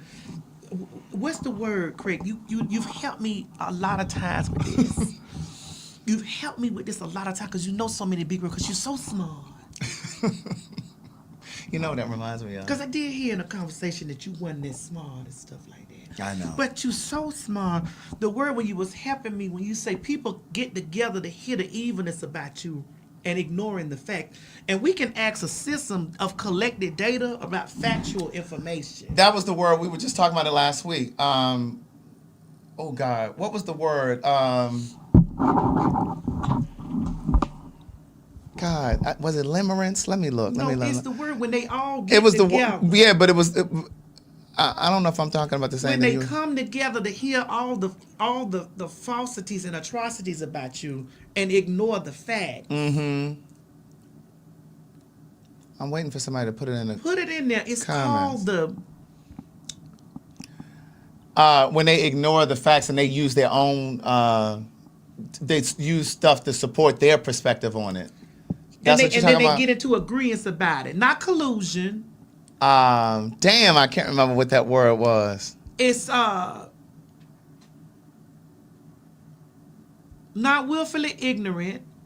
It's when they get together and they not Cognitive dissonance. It could be that. I think that was what confirmation bias. Confirmation That's what bias. it was. It was confirmation bias. Come on, somebody. That's what it is. That's it. Who said that? And I see a lot. Yes, that's it. I see a lot of confirmation bias conversations that be going on about. I see a lot. A lot of it be. Majority of it be clipped and sent to me. Yes. And then I see the people. Then I've seen some of the very elite. Yeah. Up under it, when I get the little clip sent to me, the very elite that I've done actual business with, the press and light. I be like, now Claudia, why you do that? Maybe she didn't understand the post. Probably. But I'm like, now Claudia, why you do that? You know we done got all kind of money together. You my girl. Well, Claudia over there from yeah, my girl. My girl. Formerly of Deal or No Deal, but then from Fox Soul. Fox Soul. I'm like, you my What's girl. her last name? Jordan. Jordan, yes. Like you my Really? girl. We done got all kind of money and stuff together. Why you up under that dude? Why you? Maybe she didn't understand it. I probably. Or maybe she hit it by mistake. Yeah, probably. Yeah. We're gonna give her the BOD. Yeah. Benefit of the doubt. I just be like, well, what? You know for a fact we done got all kinds of money together. What? You know, you got to watch them. Yeah.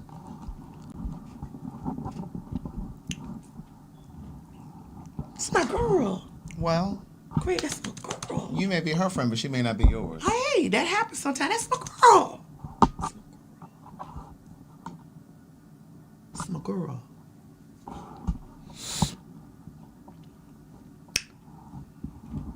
You know, Nene's going back to the housewife. Yeah, I'm happy for that. I told her that when we were in person. I told her that she deserved. Like we sat down, because you know me and Nene sat down twice. Yeah. You know our controversial, and for the record, I'm her biggest controversial interview today. Mm-hmm. Let's see. Well, let me see what the data has said. Alexa, what is Nene Leak's biggest controversial interviews today? I might be on the list. I don't know. There's no specific controversial interview for Nene Leakes today. Her most recent news is from last week when she announced her return to Bravo. Alexa, what is Nene Leak's most, what's the word I want to use? What, highly You're rated looking or for something? the right term to describe Nene Leakes' most controversial moment? Her No. most infamous incident was when she wished a heckler would get raped by Alexa, an Uber stop. No, not her controversial moment. This interview, it was Carlos King was number one. It was me after, because you know we caused that situation About the women. Like that shit was going on. I was And whether or not a man is gay if he's dating a trans woman. That part? Yes. It was Carlos King first. It was me. It was, because I looked this shit up. I looked this up. Because I explained to her when we talked about this first, because we talked about this before we even, what is it called? We talked about this before we even released the first one. Yeah. And I said to her, I said, Nene, now you know, this gonna be real busy. You sure you want to do this? This gonna be real busy. But I think I think Bravo needs her back. Yes. I don't even watch the show, but I can tell you. I told her sitting there, I said, girl, it's no shade. Bitch, you are the bones over there. Yeah. It's no shade. It's the And truth. I told her this in both times. When I had on Blue, because I did an interview with her with Blue, then I did an interview with her in Black. I told her both times that we were sitting together, I said, girl, bitch, you is what the situation need over there. It's like, because you have that. She's TV gold. Yes. She is TV gold. She's reality TV gold. She has that thing. And the thing is this, because she knew what to do with it. And I've said this from the beginning. Anything that we've ever talked about this, I've always said that she and Candy are the two who knew, and I'm not saying Candy was interesting on the show, but what I'm saying, I wasn't saying that, but what I am saying is she and Nene knew what to do with that platform when they got on the show. They knew how to use that platform to add jumper cables to their business or whatever they had going on, right? The rest of them, they just didn't really know. They didn't know what to do. And then when they did start to think about it, it was like kind of too late, Sheree. And so, you know, it's just like... She's the most memeable. Yeah. Memorable, actually. Yeah. I agree. There it is. I asked the wrong... What is it? I asked the wrong question. What? I asked the wrong question. High profile backlash. This is the question I asked. I said, what is Nene Leakes' most controversial podcast interview? That's the question, and it came up as this. This is what I didn't ask the correct question. It says, based on recent high visibility media appearances, Nene Leakes' most controversial podcast interview was her June 2025 appearance with T.S. Madison on the Nene Leakes show, where she was accused of making transphobic and ignorant comments regarding dating. That's the question that I should have asked. I went to go get her. Right. But then, like, Bethany Frankel, I've never liked that lady. And again, I don't watch any of the franchises, but it's just something about her that I've never liked. And I've been scrolling on social media and I saw like some clips of an interview that she and Nene just did. And Nene, some of you may have seen it, Nene was saying in these interview clips that I saw on TikTok or somewhere, she was saying that she was raised by her aunt, and then she didn't have sex until I think she was like in college or something like that. Like she was just talking about her background. And then when it was announced or kind of rumored that Nene was going back to the show, here comes Bethany talking about, well, she doesn't understand how she can go back to a network after she done sued them and this, that, and the third. Sit your cracker ass down. That's what I'm trying to tell you. It's just like... Bethany, sit your cracker ass down. Bitch, you had a Bethany clause. A Bethany clause, a whole clause. To bitch, I have to read your Bethany clause when I get contracts from networks. Exactly. Especially in the reality space. I have to see your Bethany clause. Yeah. When I'm reading contracts from networks. Hit that comment right there. Up, right there. The next one, that one. First of all, my name is Craig. It's not Greg. So if you can't even figure out my name after watching this show, you shouldn't even comment. You can take it down, Mo. Thanks.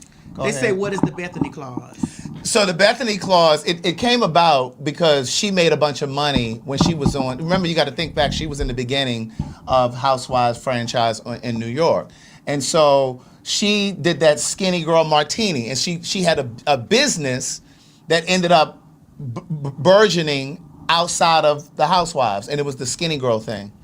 And so she made all of this money off of it. And so then when the following year came around and they were renewing contracts, Bravo went to her, and they did this across their network.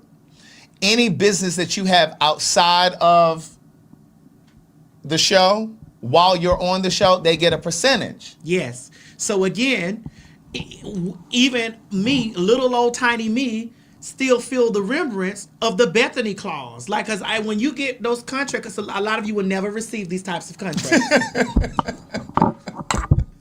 You had to slice them up. Of course. Because I needed to understand who they talking to in this cubicle. Right. A lot of you will never see these contracts, so you never know what a Bethany Clause is.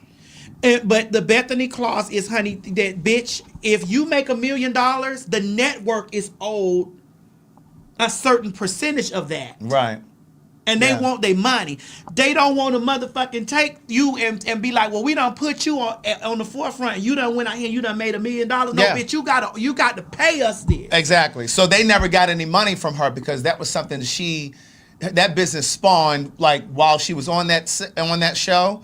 But then moving forward, it didn't just affect Bravo. It went across the reality TV space. Spectrum. Yeah. Because even to this day, when I'm getting contracts, it's in there. They want a piece of whatever you got going on out of it because they believe that your business is going to flourish even more because you're on TV. But when you got a good lawyer that will cut around all that. That's right. Because I have my black female lawyers who are ruthless in the situation. Yeah, it's like a 360 deal. Somebody wrote that in there. Them girls slide over there and be like, Yeah. Because Craig, We TV wanted a piece of my books. I was like, when we did the T.S. Madison experience.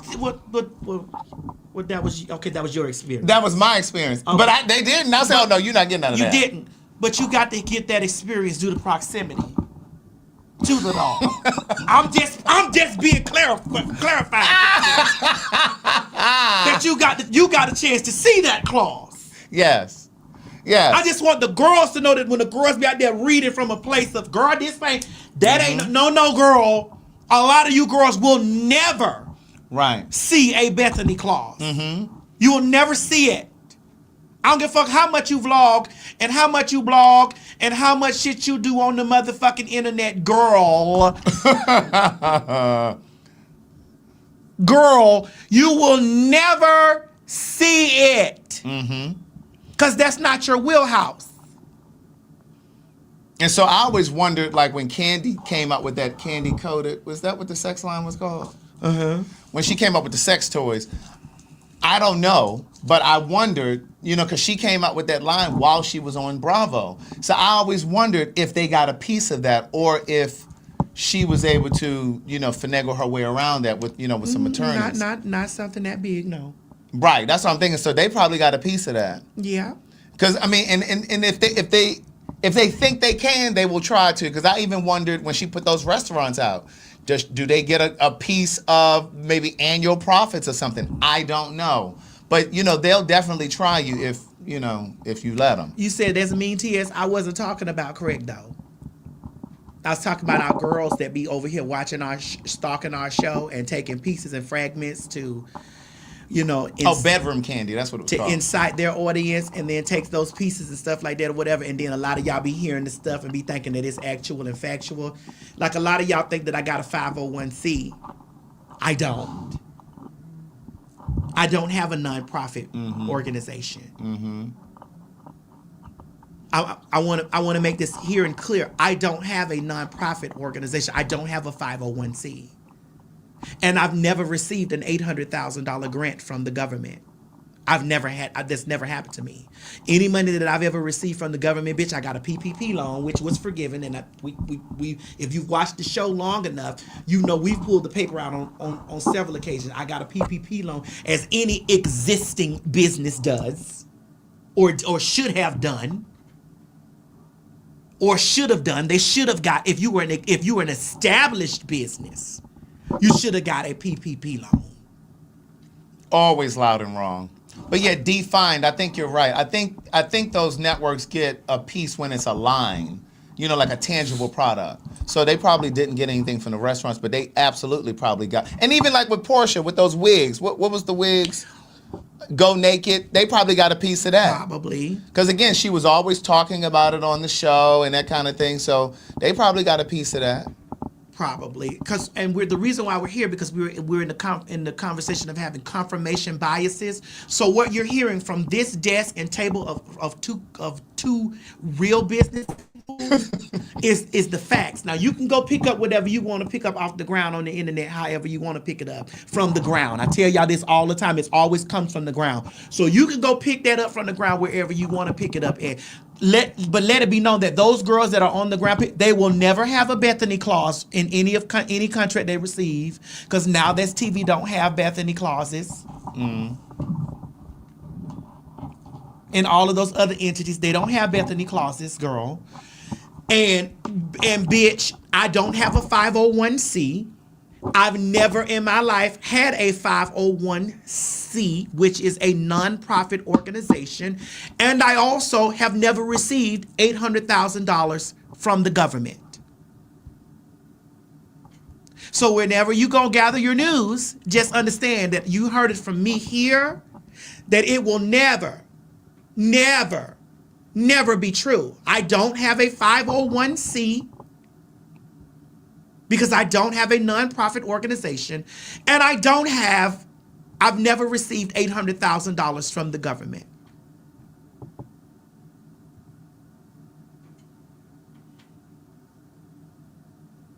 Okay?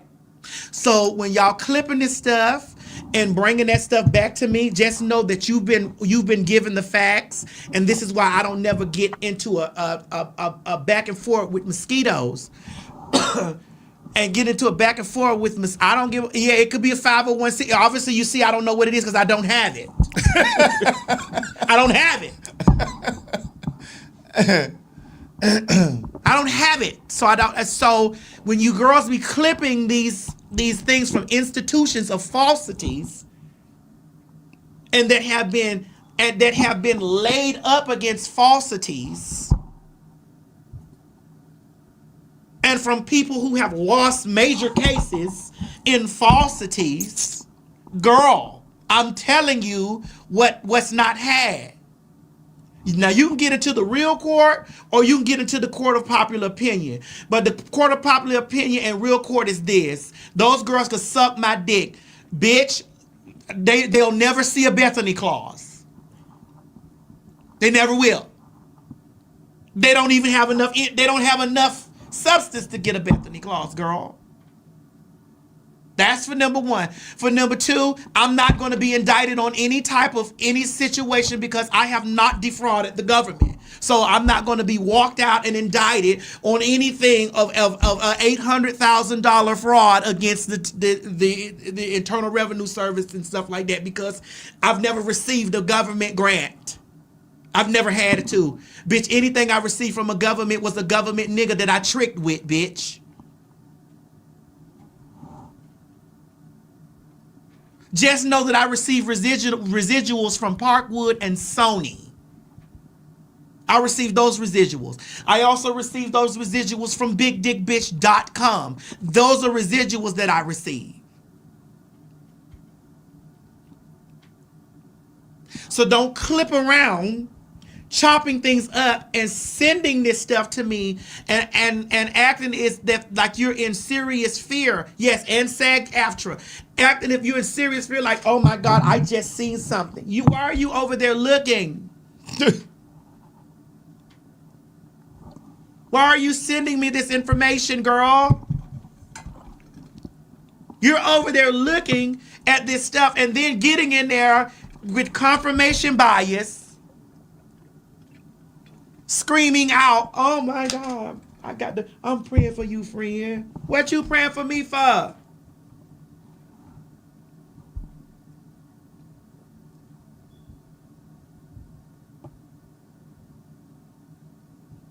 Run a commercial break.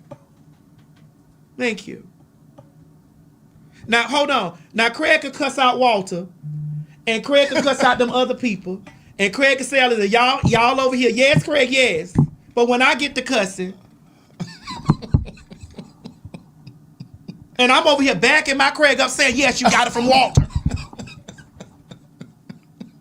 Let me get me out, because this is our motherfucking show. Bitch. And I'm going to do that. Now run the fucking commercial, Mo.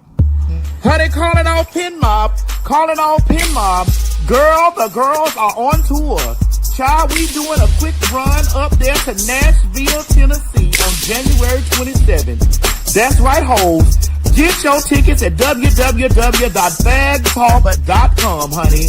For Nashville, Tennessee on January the 27th, 2026. Girl, we told y'all we was coming to a city near you and you better grab your tickets, girl.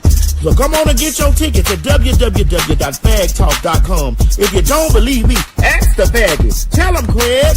Well, Nashville, looks like you're going to be first after all. That's right. You're the first show of the new year. January 27th at the City Winery. Get your tickets today. www.PhagTawlk.com. And come see me and the trainee.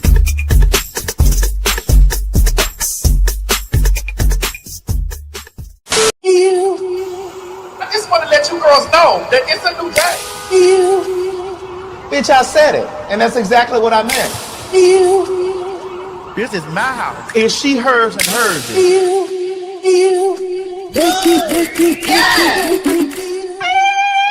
Ladies and gentlemen, get ready for some Phag Talk. St. Louis, Missouri. St. Louis, Missouri. Honey, goddammit, the Fags are on their way back to St. Louis on January the 29th. 2026. Honey, run down there to www.PhagTawlk.com to get your tickets, honey. Because me and the faggy himself, Craig, the writer Stewart, oh my God, will be invading the city of St. Louis. Tell him, Craig. Well, wouldn't you know it, the Fags are back in the Lou. That's right, St. Louis. We're coming with Phag Talk. Now is the time to go over to www.PhagTawlk.com and secure your tickets because it will be another sold out show. And don't tell us that you didn't know we were coming because we're telling you now. www.PhagTawlk.com. See you there.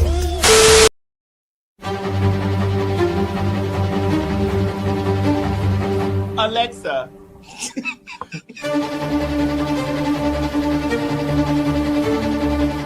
Bitch, I said it. And that's exactly what I meant.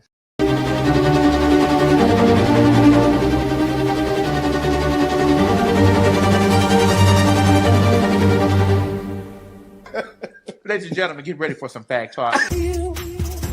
Calling on Pin Mob, calling on Pin Mob. Child, honey, bitch, the date has been secured. Yes, God, bitch, February 15th, the Fags are coming to invade Washington, D.C., down there to the Howard Theater. That's right, girls. The punks, trannies, sissies, and everything in between are back, baby. That's the Pin Mob. Craig, tell them where we going. We're coming to the Howard Theater, and we don't give a fuck what Donald Trump said, bitch. We are coming. So get your tickets at www.PhagTawlk.com. Get your tickets, get your tickets, get your tickets. And remember, don't meet us there, bitch. Meet us there. Bye, girl.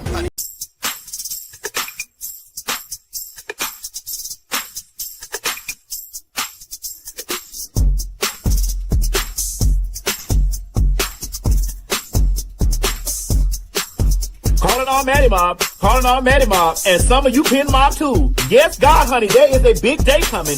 The day is February 16th, 2026. Yes, God, honey, the Fags are coming back all the way to Baltimore, Maryland. Child, honey, we about to invade the city right after Valentine's Day, bitch, to bring love, love, love. Craig, tell them where we going, girl. Bitch, we are coming to my hometown, so get your motherfucking tickets. Go on over there to PhagTawlk.com and get your tickets now. Wait a minute, it ain't just Phag Talk, it's www.PhagTawlk.com. You heard the trainee. Get your motherfucking tickets and don't wait, because you know we always sell out in my hometown. And listen, don't meet us there, bitch. Beat us there. Get your tickets while they hot, baby. www.PhagTawlk.com. Yes, God, honey. Bye, y'all.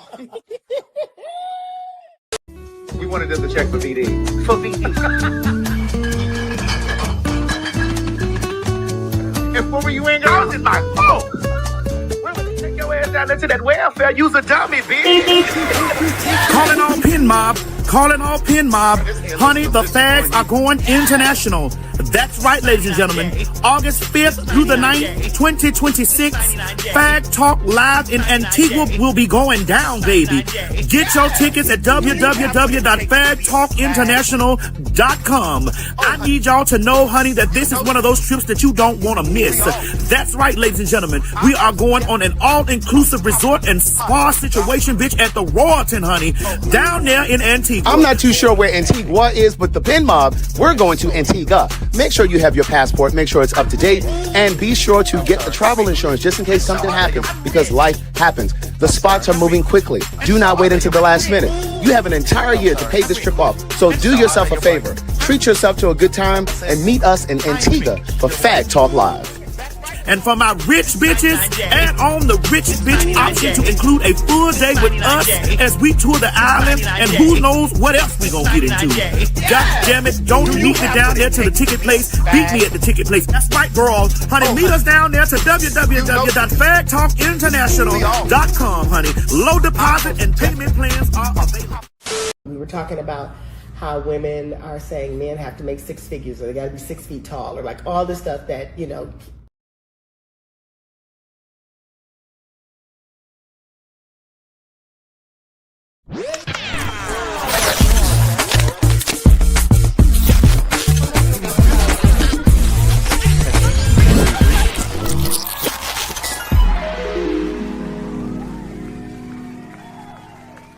You gotta go with it.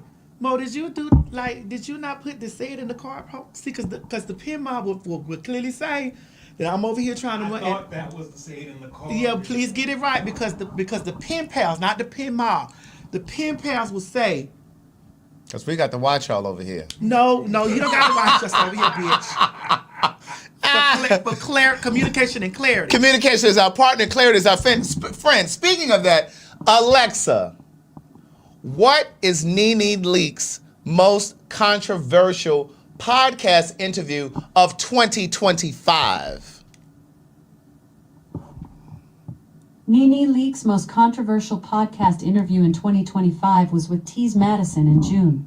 So you gotta know how to talk. Backlash for comments about not dating men who date trans women. See? So she can understand your diction, but she couldn't understand mine. And it's the specificity.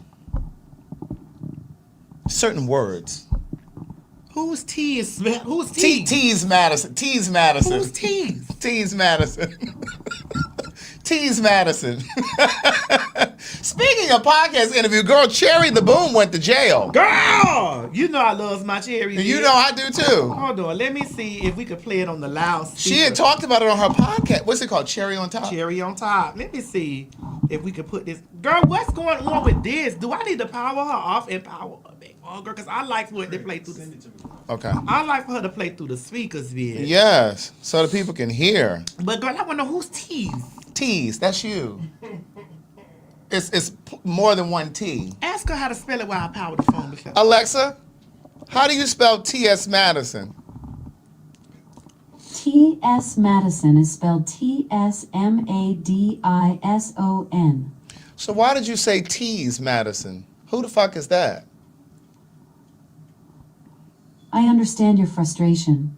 Tease Madison is a prominent trans actress and advocate who interviewed Nene Leakes last year. Their conversation about dating preferences sparked controversy. But it's T.S., not Tease. According to Alexa, they're one and the same, basically. You're absolutely right. It's T.S. Madison, not Tease Madison. Thanks for the correction. You're welcome. Don't let it happen again. Got it, boss. I'll keep my spelling game tight from now on. Appreciate it. I don't understand how she could understand your and I asked the question twice. Well, you suck a lot of dick. I eat booty. So you be having stuff in your mouth. Greg, you know I would counter that. Because you suck dick too. Well, sometimes. I just want you to understand. Sometimes. You suck dick too. No. Sometimes. We're not getting, since we're all males in here, the only male in here that don't suck dick is Mo. Right. And so therefore, you got to understand that you're gay. I'm a woman. What am I? Oh, you're gay. And I'm a woman. And gays suck dick, and so do women. Correct. Okay, and bisexual men. Well, there's no bisexual men in here. Well, no, I'm not in here, but I'm just saying. Don't you do that? We want to make sure we're representing everybody. Then you'll start these girls out here saying that we're dog piling up on Mo. What? You'll start having these girls. That had nothing to do with Mo. Well, he's the only other male in here. Well, I wasn't talking about just in here, but you said women and gays suck dick. And I said also bisexual men. And some of them in days. All right, let's get down to this cherry conversation. I'm trying to put it up over here. Matter of fact, this is what I'm going to do, Craig. I'm going to do this. Mm-hmm. I'm going to disconnect this. And put that on that one? Yes. Because we need to hear this from the loudspeaker. I'm going to turn the Bluetooth off over here. Then I'm going to turn the Bluetooth on over here. And I'm going to look for the SRX box. Can you press the Bluetooth button over here so we can look for the SRS? It's on.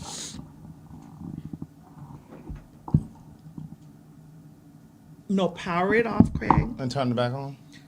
Power it off. Look, just went. Okay, now it's Bluetooth pairing. Now it's Bluetooth pairing. Okay.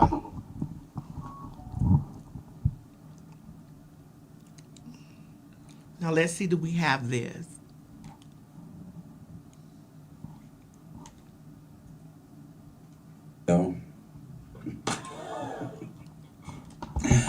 Y'all, can we get that mugshot real quickly? Hold on, let me send this to you, Mo, so that we can get that mugshot too. I love Cherry, bitch. I don't give a fuck what nobody say about my Cherry the Boom. Mm-hmm. Bitch, I love the Boom. I like her too. I love the Boom, and I'm gonna once we get through this, I'm gonna explain to you why I really truly love the Boom. I love the Boom because the Boom is a. What you gonna say? The Boom is an unhealed version of me. I said that to you. Don't be taking my words. You don't remember me saying that to you? The Boom is an unhealed version of me. You don't remember me saying that to you? You did? Did you say that? You know, this reminds me of the time when I had the sorry. idea. This reminds me of the time that I had the idea to do Beyond the Bench. Or Beyond the, what was it? Was that what it was called? I think that Beyond the Bench. It wasn't called Beyond the Bench. It was something else. It was something else when we were doing the Queen's Supreme Court on tour. And I made Oliver the executive producer. And you made Oliver the executive producer. And I was like, bitch, that was my idea. The fuck? But you could have came on as a producer. The fact is, you went and did the shit without me. But I made Oliver an executive producer. Ain't that something how? Girl, yes. The entirety of the career, I've always added my friends as producers and executive producers, Craig, and gave you nothing. Gave me nothing. But you made the money, that part. Fuck the title. Give me the check. I don't give a damn about the title. Fuck that title.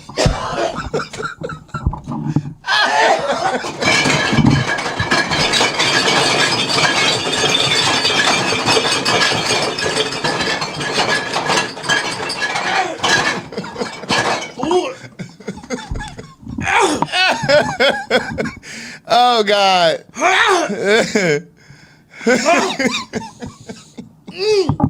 Oh my God. You're so crazy.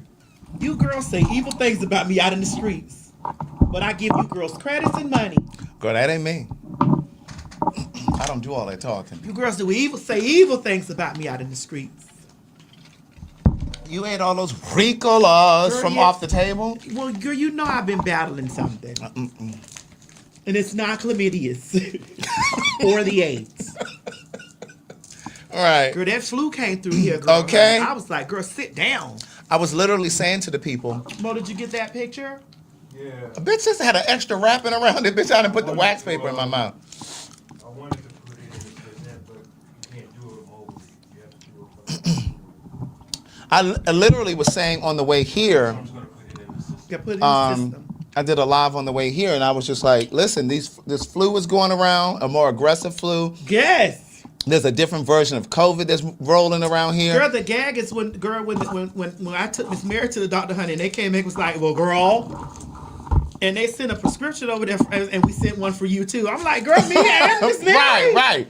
And I was telling the people, I said, like, this is the time that you really need to be on top of your oil of oregano, that kind of zinc, and elderberry if you do elderberry. And you can go right on over to the Liquid Burns and scroll in at the bottom, get you some elderberry and soursop in particular, and take that shit daily. Not just in the wintertime, but just year round. I do that shit every day, twice a day. But yeah, is it ready? Oh, we got to put it up And here. mind you, I haven't been sick for months. And you had just said you hadn't been I sick. haven't been sick for months. You just said it on the very last show. Yeah, and I was like, I ain't been sick, and I haven't been.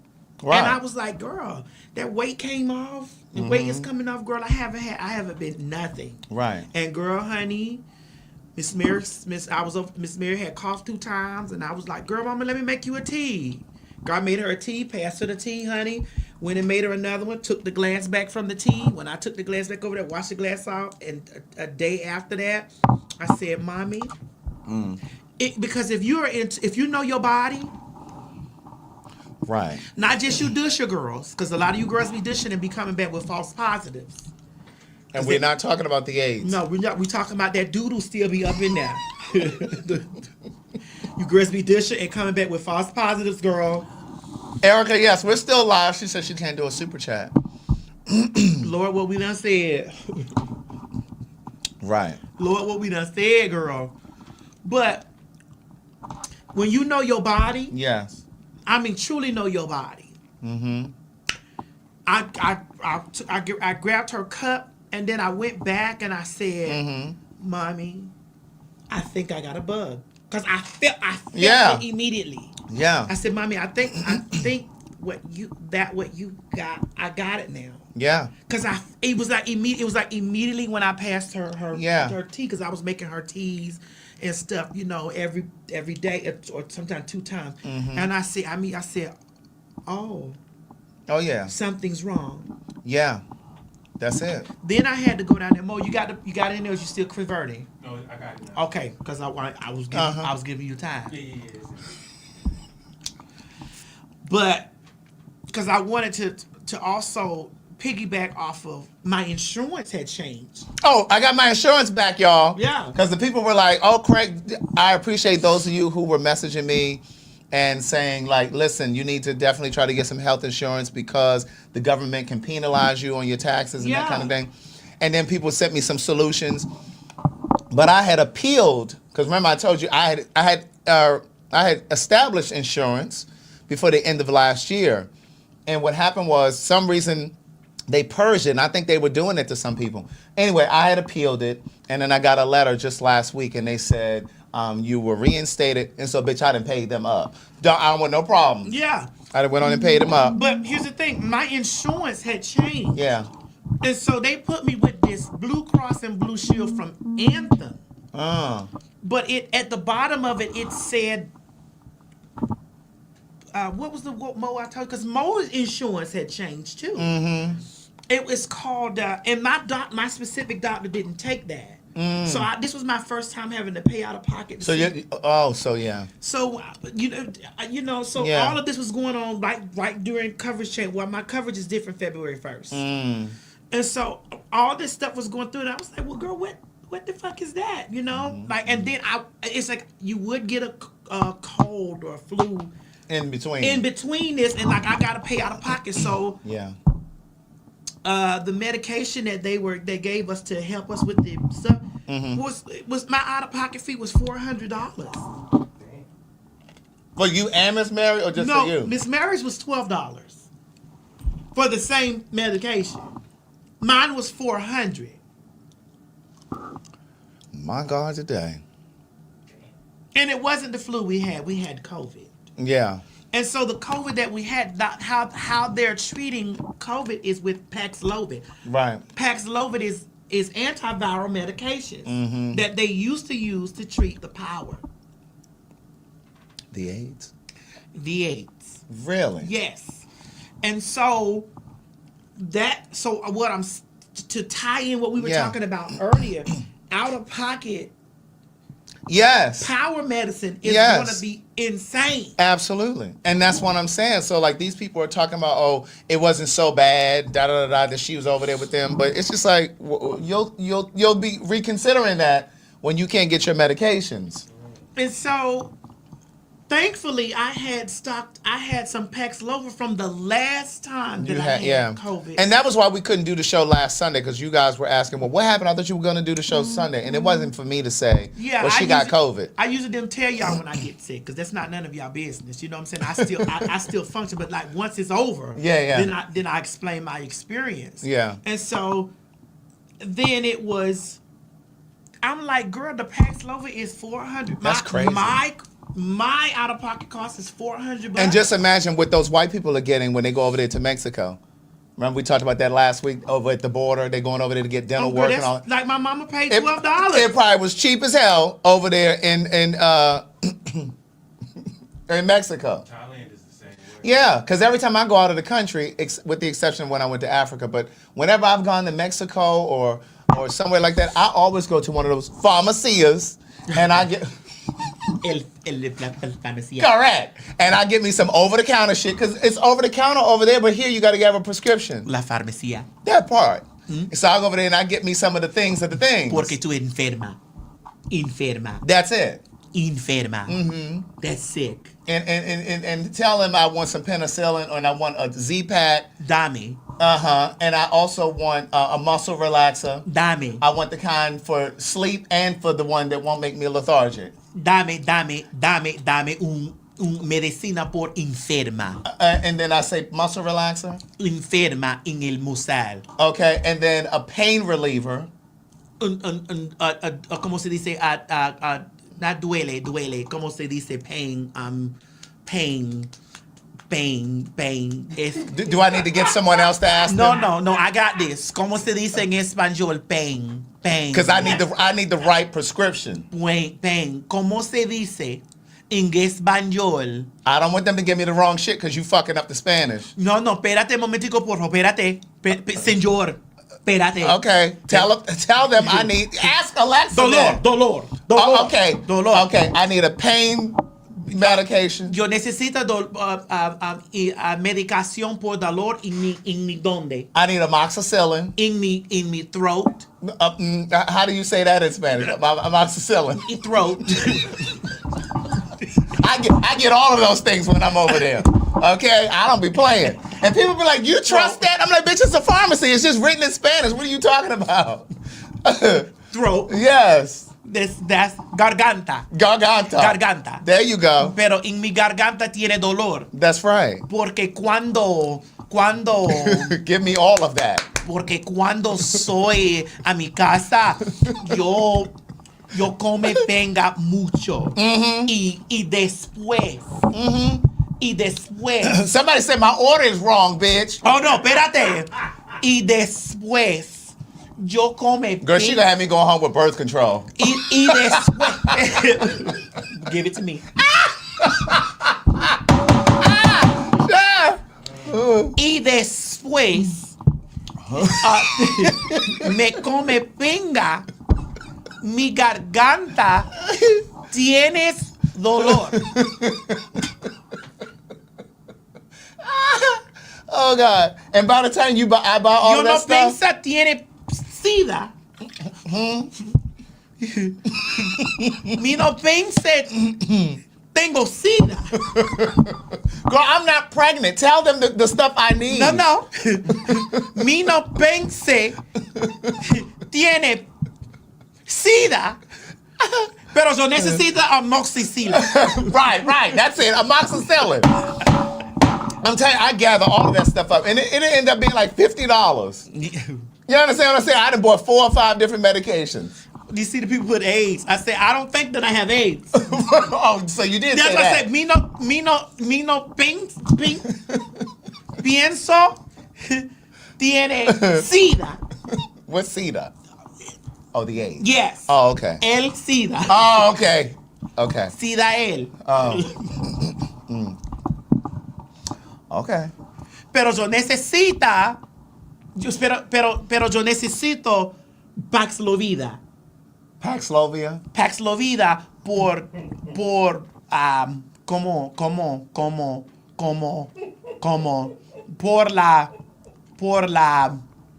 Can we get a Spanish speaker, please? COVID. Is that how they say it? It should be like COVID or something. Covida. It can't just be COVID. It's Covida? Really? How do you say Why not just COVID? make shit up? Right. Are there any Spanish speakers? There are lots of Spanish speakers. There are a lot of Spanish speakers in the comment section. Okay, but we need you to spell COVID with accents and shit so we know. Covida. Really? Covida? Somebody said it's COVID spelled backwards. Well, definitely AIDS is spelled SIDA. It's backwards. SIDA. Kinda. SIDA. Backwards, kinda. SIDA. Oh, Alexa, how do you say COVID in Spanish? Alexa, ¿cómo se dice COVID en español? In Spanish, COVID is said as COVID. It's actually the COVID. same word, just pronounced with a Spanish accent. Okay, so you gotta put your Spanish accent on. COVID. COVID.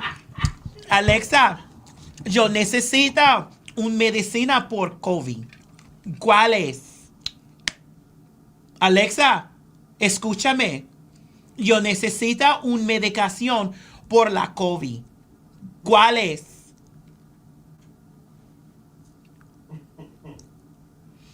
Because she don't know. Alexa, ¿tú no hablas español?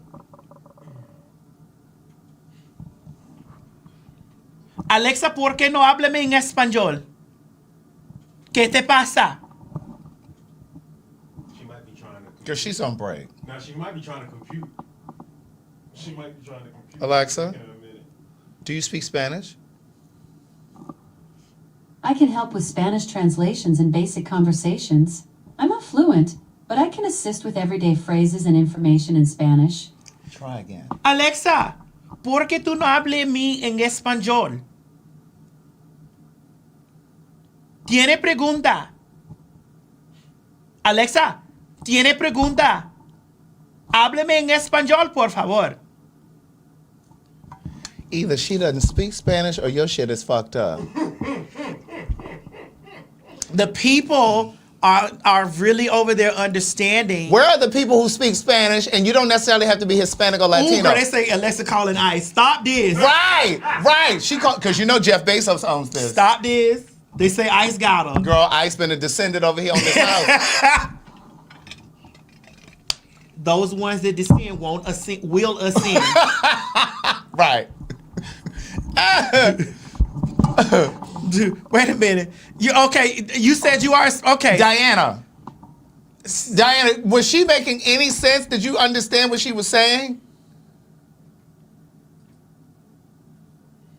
I'm waiting for Diana to come back. COVID. Okay, but the rest of this shit she was saying. Oh, espérate, it says, escuchas las palabras de... Oh, wait a minute. Hold on. Don't you do that. That's a spell. Oh. Don't you do that. Scroll that down. It says, escuchas de palabras. Don't do that. I know that means there's a spell. It says, listen to the witches. Or listen to the something. There it is. No more you moving too fast. It's not moving, it's the chat. It says, escuchas las palabras. There it is. Y'all, escuchas las palabras. Wait, did you put it? There it is. Escucha las palabras, las brujas. I know that. Brujas is witch. Witches, yes, but I know when it says escuchas las palabras. I know what that, I don't know fully what it means. But I know it says listen to, ¿cómo se dice las palabras? So is that not charmed in Telemundo? They said palabras is word. Words. Listen to the words of the witches. Okay, that's a School of the Witches, somebody said. Escucha las palabras de las brujas. That bitch know what I'm saying, Myrtle. Oh, yeah. Because she just lit that up. That bitch over there calculating. Every time so I'm going to ask her one last time and then we're going to go. Alexa, ¿por qué no háblame en español? ¿Por qué tú no háblame en español? ¿Qué pasa? Alexa, ¿qué pasa? Háblame en español, por favor. Oh, my God.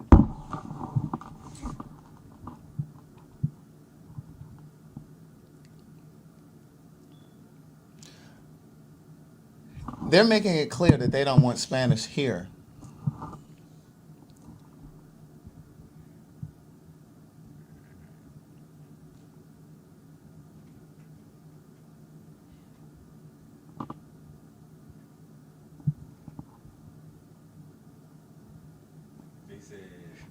Is it your conjugation? Spanish is good. They're saying your Spanish is good. So it's not. So clearly, it's her over there with the Jeff Bezos. Jeff Bezos. They said Alexa's a DEI hire. Oh my God. They said she resigned. She resigned, baby. Yes, ma'am. Alexa said, "I'm not getting into this foolishness." They put now. This is investigative journalism. Alexa is racist. I understand you're asking about racism. Oh. It's a complex topic with deep historical roots and ongoing societal impacts. I can share factual information about its origins, current manifestations, or anti-discrimination efforts if that would be helpful. We just want to know why you're being anti-discriminatory right now. You're not speaking Spanish with us. I'm not being anti-discriminatory. I'm just not fluent in Spanish. I can help with basic translations and phrases, but I'm not a native speaker.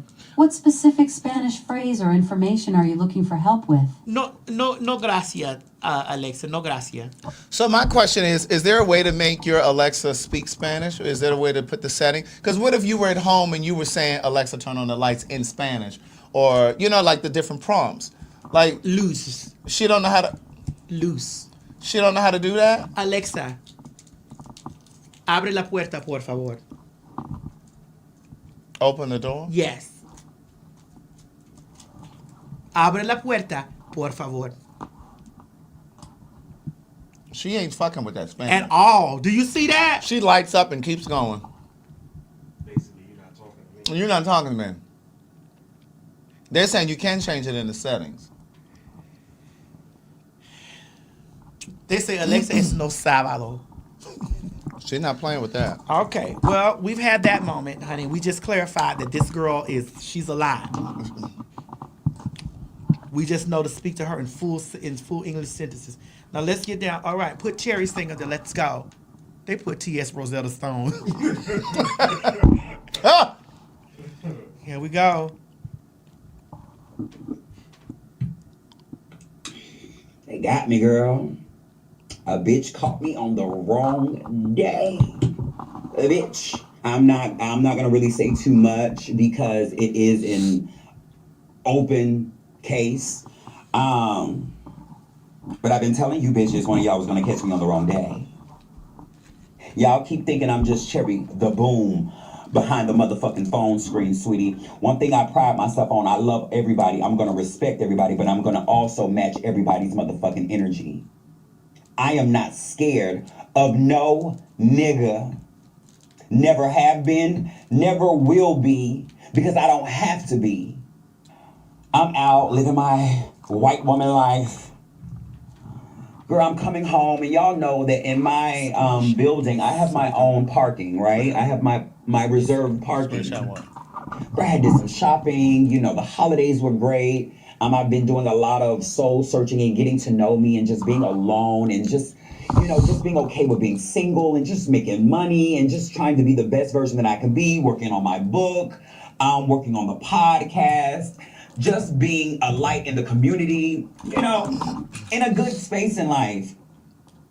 But anybody that knows me knows that I have a very short fuse. I can't really deal too much with the nonsense. And I was coming home from shopping, and when I pulled up to my home, there was this guy in my parking spot, and he was working on someone else's car. Okay? And so, if I'm going to be completely honest, why not be honest on my podcast? It irritated me a little bit. I'm why are you no shade, I hate being inconvenienced. I dislike for someone to be in my way because I try so hard to stay out of people's way. I don't want to be a burden to nobody. I don't want to be in nobody's way. I don't want to be in someone's space that I shouldn't be in. I try to respect everybody's, all of that. So when someone does it to me, I just feel like it's just so careless. So girl, when I pull up, I'm like, baby, you need to move. That's my parking spot. And so he was like, oh, baby girl, you have to wait. It's just a reserve sign on the thing. What? So now that he done said that, I'm like, sweetie, you need to fucking move. He was like I said, you will have to ask a whole another way, and you will have to wait, because I'm almost done. You have to wait. I go upstairs to my leasing office. I go get the security to my building. Security comes down, and instead of his big for nothing ass doing his motherfucking job, he's like, oh, what's going on? First of all, bitch, that's not the energy. I could have came and asked what's going on and just waited if I still have to wait. So, bitch, I'm like, what you mean what's going on? He's in my parking spot. He need to move. The end of discussion. All I need to go get your big ass was tell him to move. So the dude trying to explain to security, like, yeah, just give me a few minutes. I just need to utter. So security looking at me like, so now I'm going up on him. Like, bitch, what the fuck you here for? You know what? I'm finna get you fired, bitch. You know, I go into my white woman girl like, bitch, I want your job. Like, oh, this is insane. So you mean to tell me I have to just sit here and wait? Or park in another spot and risk getting a fucking ticket? Because, bitch, they do not play in my apartment complex.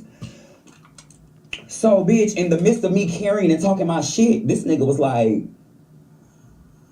Shawty doing all that hollering, but you be told that bitch sound like a nigga. And y'all know me. This girl clocking my T, knowing my T, that shit don't move me. Bitch, I don't give a fuck about girl. You know he got his little girlfriend in the car, so you know he really trying to put on. And mind you, before they confirmed my T, before I confirmed my T, Fish had got out the car like she wanted a problem. You know, she hears some bitch cussing her nigga out. She get out the car, she posted up, she got on her little sweats and her hoodie, a rough bitch. Oh, I'm a rough bitch too. Don't let this nice motherfucking lace and these lashes fool you. I'm a rough bitch. So, me and the boy going back and forth, and he like, bitch, you sound like a nigga. And I'm like, bitch, I might be, but that has, my genitalia has nothing to do with you in my motherfucking parking spot. So, girl, we going back and forth. So, once my T is confirmed, and he realized that it hurt my feelings, it turns into, bitch, I kill you.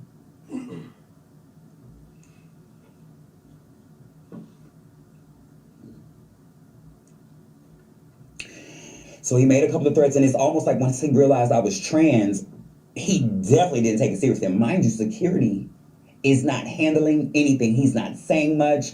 He's just there. Me and the guy are going back and forth. And I will be honest, girl, I'm on 10 now. I told that bitch, I said, threaten me again. So mind you, there's tools and things out. He got his hands behind his back, and he like, bitch, I kill you. Now, for the average homosexual or lesbian-tarian or transgender or them they, you know, I get a little spooky for a bitch. Bitch, I'm from North Memphis, ho. You ever been in a shootout? Bitch. So, girl, me being the black trans woman that I am, and y'all know how sometimes those stories end when it comes to girls like me. I don't want that to ever be my story, so I'm gonna always protect me by any means. Now, I can't say too much around this part of the story because it's an open case. But I will say, he went from throwing up gang signs, misgendering me, threatening me, telling me what he would do to me, to calling the police.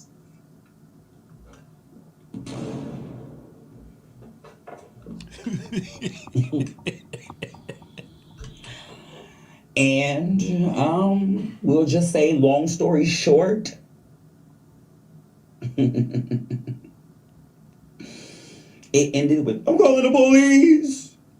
It ended with your girlfriend running in the car. And it ended with people running and ducking.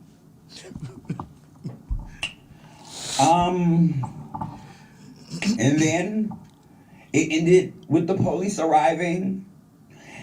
And after the security and I had words, you know, and all you need is a witness to some bullshit. Even though we went and rewound the cameras, there's no footage of anything. It was a horrible angle. I don't know why they lied on me.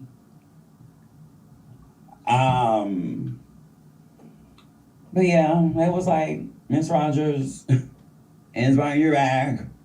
And I'm like, all right, bitch. Take me downtown. So, girl. Take it down, Mo.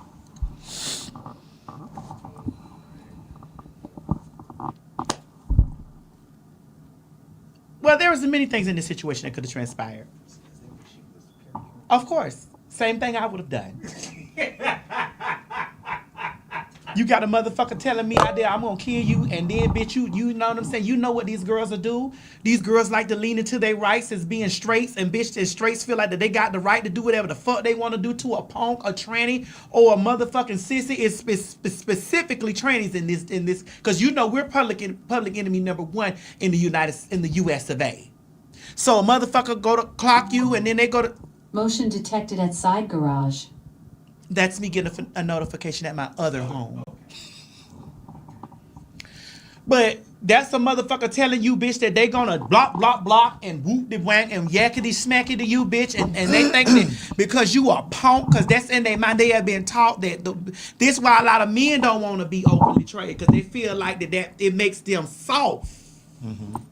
The hardest motherfucking thing that you can do in the United States of America is walk around and let a bitch know that you're trans, or tell a bitch that you're trans, bitch. That's the hardest thing that you can do. That's the hardest thing you can do in the United States, to be a hard ass nigga. I think we the hardest motherfuckers around here. Walk around with titties at the top and dick at the fucking bottom, bitch. Fearlessly. Fearlessly. It's the puss ass niggas for me. Now, let's dissect this, Craig. Mm-hmm. We've heard from her mouth that in her building she has a reserved spot. Mm-hmm. You being the elite girl that you are, when anything says Craig, the writer Stewart on it, you better be able to understand that I will have access to that. Period. Keep going, I'm listening. Because we're going to move Cherry to the side and add you. Because maybe did you see it from her before? No, I agree with her. I absolutely agree with her. She did say that she went to 10 quickly, and when she first pulled up and he was in her spot, the way she said it, she said she was, she just said it. And she went to the people that were supposed to handle that. That's right. And my thing is, I would complain. Like she said, she's going to try to get him to lose his job, the security guard. But she went and complained. I would definitely go beyond him. I would go to corporate. I would definitely go to corporate, and I would definitely let them know that he did not act in the capacity of security. I did not feel secure. I didn't feel safe. And then if this guy is throwing threats, around, that's a problem. I would want the corporate office to figure out, was he a resident or was the girl a resident? Because somebody got to get the fuck. Because now I feel threatened. You know what I'm saying? And I don't want to feel threatened or feel like I can't be at peace or at ease when I'm coming at home. Now, what I will say is, what concerns me is that they know where she parks. And so my thing is, I would just be careful. That's the only thing I would say. I would just be careful, because you just never know. Like, them niggas might wait 2 weeks, 3 weeks, a month down the line and come one night while she's not even thinking about it. And right. Yeah. So I would just be very careful. That's why you got to hit them. Because a nigga has ego. Lots of ego. And we already know niggas got a lot of fragile masculinity. And if she embarrassed him in front of his girlfriend like she says, that nigga's ego is not going to heal anytime soon. Well, here's the thing. His ego was the reason why, because when he thought that she was female, yeah, his ego was in the space of, oh, you gonna have to hold on, pipe down, little mama. Yeah. And that's what I'm saying. So I want the women that are listening to this. And that's what I'm saying, because even before he knew she was trans, she was just a woman. A woman to him. She was just a woman. And this speaks to how men sometimes just handle women. I'll put it up. It's just crazy how sometimes women will just be disregarded by men. Like the way he just handled her. All right, you just got to wait a minute. No, nigga, you need to move that shit. Because if it was another nigga, and not necessarily a nigga that he didn't feel threatened by, but if it was a nigga that he probably felt threatened by, he would have moved that motherfucking car. Simple as that. But because he saw her as female at first, That's what I'm saying. It was definitely know your place. That's it. And the place is, hold up, little mama. When I'm done, then you could park your motherfucking car. That's it. But if it was a nigga, a thug nigga, or some big nigga that, you know, he felt intimidated by, he wouldn't have done, you just gonna have to wait because I'm almost done. He would have never said that. So now this is how we're about to dissect this in layers, because a lot of y'all are looking at it from the standpoint of her being a violent trans woman. And angry. And a violent, angry trans. So we got to put this in layers so that y'all can clearly see. His initial perception of her was female. And because his initial perception of her was female, she should have known her place. And her place is, when I'm done, you'll be able to, I know this your spot. Yeah, but I'm almost done. You just got to wait. After it became you a nigga, then it became, oh, you really gonna wait? Oh, not you really gonna wait. I'll also kill you. That part. And then what we don't know and what we didn't see and what we didn't hear in the story, in her story, maybe security felt the way about her too. Because maybe he knew she was trans and didn't give a fuck.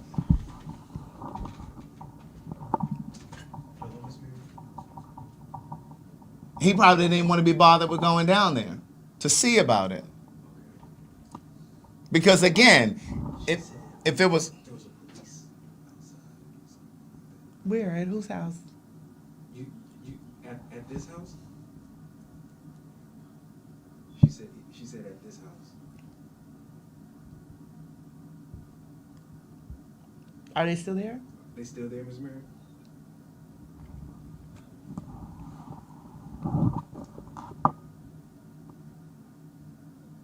Are they still there? There's a black car in front of the house. Because even with security, if there was a straight nigga that had gone to get him to say, hey, listen, you need to come handle this, his response would have been different even with a straight man coming to him to come and get him to handle a situation. He would have done it completely different. Correct. And not only would he have done it completely different, what he would have done was very much so like there would have been an explanation. Yeah. There would have been an explanation. There would have been an explanation. Yeah, it is. There would have been an explanation, and then there would have been an explanation, and there would have been okay, well, let's justify what's going on. Are they? They're not at my door. Okay, Ms. Mary said she don't see her. I mean, they're not at my door. And somebody made the good point in the comments, if it was a white woman that had gone to get security, or a white man who had gone to get security with his lazy black ass, that security would have made that nigga move. But ain't nobody at my door. Okay, but Ms. Mary, Maggie don't see nobody at the door, though. But I think she do see the car that you're talking about. But ain't nobody at my door.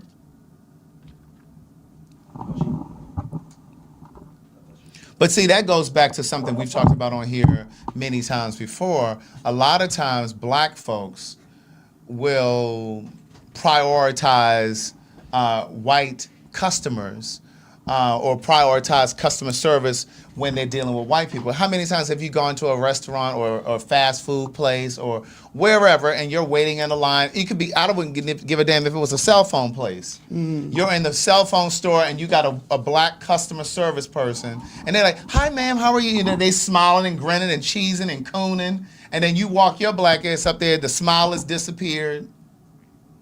All of that congeniality is gone. It's given very much like, hi, how can I help you? I mean, like, where's the vivaciousness? Where is the vivaciousness? And I've called black people out before, and I'll say to them, so what happened to all of the smiles that you just gave the white people? And I'll say it right in front of the white people. I said, so you smiling for this white man, for this white lady, but you can't smile for me? Right. So you were excited about them. You damn near did cartwheels. So in the grand scheme, no, it does have. I'm sorry. It does have something to do with the story. You just haven't connected the dots, niece. This is where you put your critical thinking cap on.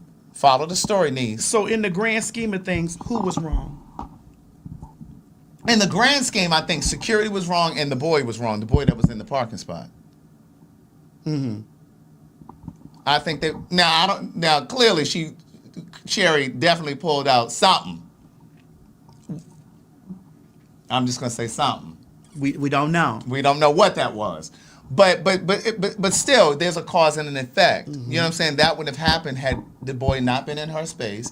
And she again went to security. If security had done his job, then the boy would have been removed from the spot. Simple as that. That's the way I see it. So, but I really want her to be careful. What would you have done different? I don't know if there's anything. The thing that I would have done additionally if she didn't, like I said, I would go beyond that leasing office and I would be speaking to corporate. I'd be speaking to corporate. Listen here, bitch. I don't feel safe at my home.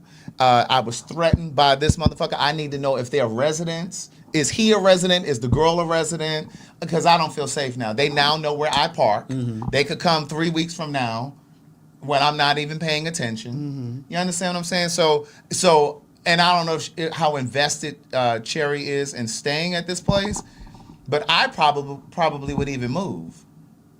Because you just don't know. These niggas is crazy. Yeah. You just never, and again. Especially in these times. And that's what I'm saying. And you could be the baddest motherfucker walking. But what I'm saying is when you're not paying attention, you understand what I'm saying? It's different if you're not paying attention. And you, again, there could be 3 months from now and you're coming from home and that nigga could still be carrying that vendetta. And before you even get out your damn car, pow, pow, pow. You know what I'm saying? Especially if she did that same kind of thing to them. Mm-hmm. So you just never know. And she said he was throwing up gang signs. What if he really is in a gang? And then he come back again one night. She trying to get into her apartment or leaving out of her apartment. Well, let's not speak that in the air. Of course I'm not, but I'm just saying those are real things. And so I don't know if I would even stay there. I would tell that leasing office, I feel, especially if she goes to corporate and they do say something to the boy or the girl, whoever lives there, I would still want to get out of that lease. I'm not paying no break lease fee and all that other bullshit. I am moving because you all didn't do what you were supposed to do. Because this could have been nipped in the bud if the security guard had gone down there and done his job, said, hey, bro, listen, this is a reserved spot. A reserved spot. So it's just like, who lives there? That's right. You have to move. This is the woman a tenant? That's what I'm saying. Is he a tenant? Like, and how it's so crazy. She must have a parking space that sits kind of like right there because it's just like, how does she? Mm-hmm. How do they get into her parking space? Yeah. So. And it's probably like a numerical number, you know what I'm saying? Like you got your number where you're supposed to park or whatever, but... No, she said it just had reserved on it. Like, it had reserved. Right. Well, either way, it was hers, and he shouldn't have been in it. And if he's a resident, or if the girlfriend is a resident, one of them motherfuckers knew that it was a reserved spot, because if you live there, you know people have reserved spots. Mm-hmm, mm-hmm. So you should have just moved. Like, I don't understand. But that's the kind of thing that we sometimes do to each other. It's just like... Why is your ego so fragile? If I pull up and you're there, why not just move? You don't want to feel like you've been handled? Excuse me. It doesn't matter how she said it. Even if she said, excuse me, this is my spot. Can you move? He probably, I'm willing to bet, he probably still would be like, well, I'm almost done. You just got to wait. Because again, that male-female dynamic was in place. And again, we already know sometimes men don't have respect for women. And it goes back to something we talked about on here before when I've said how there are so many things that black men could learn from black queer people, mm-hmm. whether it's black gay men or black trans women, and even black women, black cisgender females. There's so many things that black men could learn from us, but a lot of times they don't respect us enough. That includes women, that includes trans women, that includes gay men, or queer men. A lot of times they don't respect us, and so they don't want to learn from us. But we have figured out a way, black women, trans women, and black gay men. We have figured out a way to navigate this society in a way that you have not. We figured out a way to navigate more seamlessly to success and education in a way that you have not. So there's some things that we could teach you, but they're too afraid to get close to us because they think the gay or the trans gonna jump on them, and they don't respect women enough to listen to them because they want to mansplain shit to women all the time. You know, but then what they'll say to that is, what they'll do to rebuttal what I just said is, oh, well, they don't respect gay men. They allow y'all to climb the corporate ladder because they're not intimidated by y'all. No, that's not quite it. That's not quite it. So, yeah. So she's innocent? I think so. Me too. I think that she's innocent too. I mean, you talking about you, because see, here's the thing. If they were threatening her, what do white people say? You can stand your ground. You can stand your ground. She grabbed her gun. Well, I don't know if she grabbed her gun or not. I'm adding yeast to the story. You don't know. Yeah, because I don't know that. You only know what she told us. I don't know, right. But what I'm saying is, if you threaten me, I can protect myself. You only know what she told us. Yeah. Right here, So I'm sorry. Let me take that part back because I don't know if she grabbed the gun. You only know what she told us right here, girl. That's right. So I didn't mean to say that part because I ad-libbed.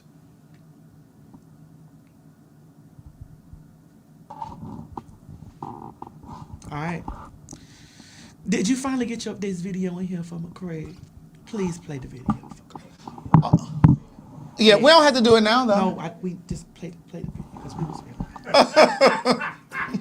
Need the right card right now? Meet Say It in a Card. On the go, busy day? With just a few taps on your phone, you can pick any card category, personalize it, animate it, and send instantly. From the fun and festive birthday, love, thank you, to heavy hitter moments, sympathy, breakup, repairing a friendship. Yes, we cover that too. Original animations bring your message to life. Confetti, sliding text, playful colors, custom motion, all built inside the app. Make your greetings stand out. Why scramble for a card, rummage through stores, or send a plain text when you can craft something meaningful, quick, and totally you? It's convenience meets creativity. Download Say It in a Card now on iOS and Android. Create, animate, send in one effortless tap. Your moments matter. Make them memorable.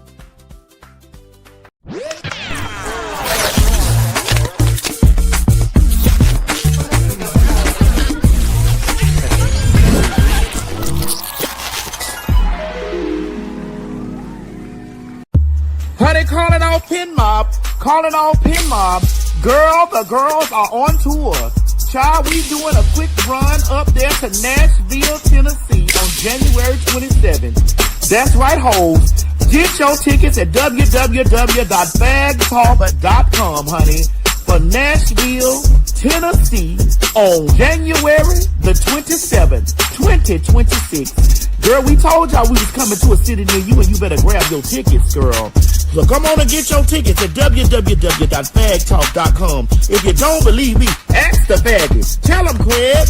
Well, Nashville, looks like you're going to be first after all. That's right. You're the first show of the new year. January 27th at the City Winery. Get your tickets today. www.PhagTawlk.com. And come see me and the trainee.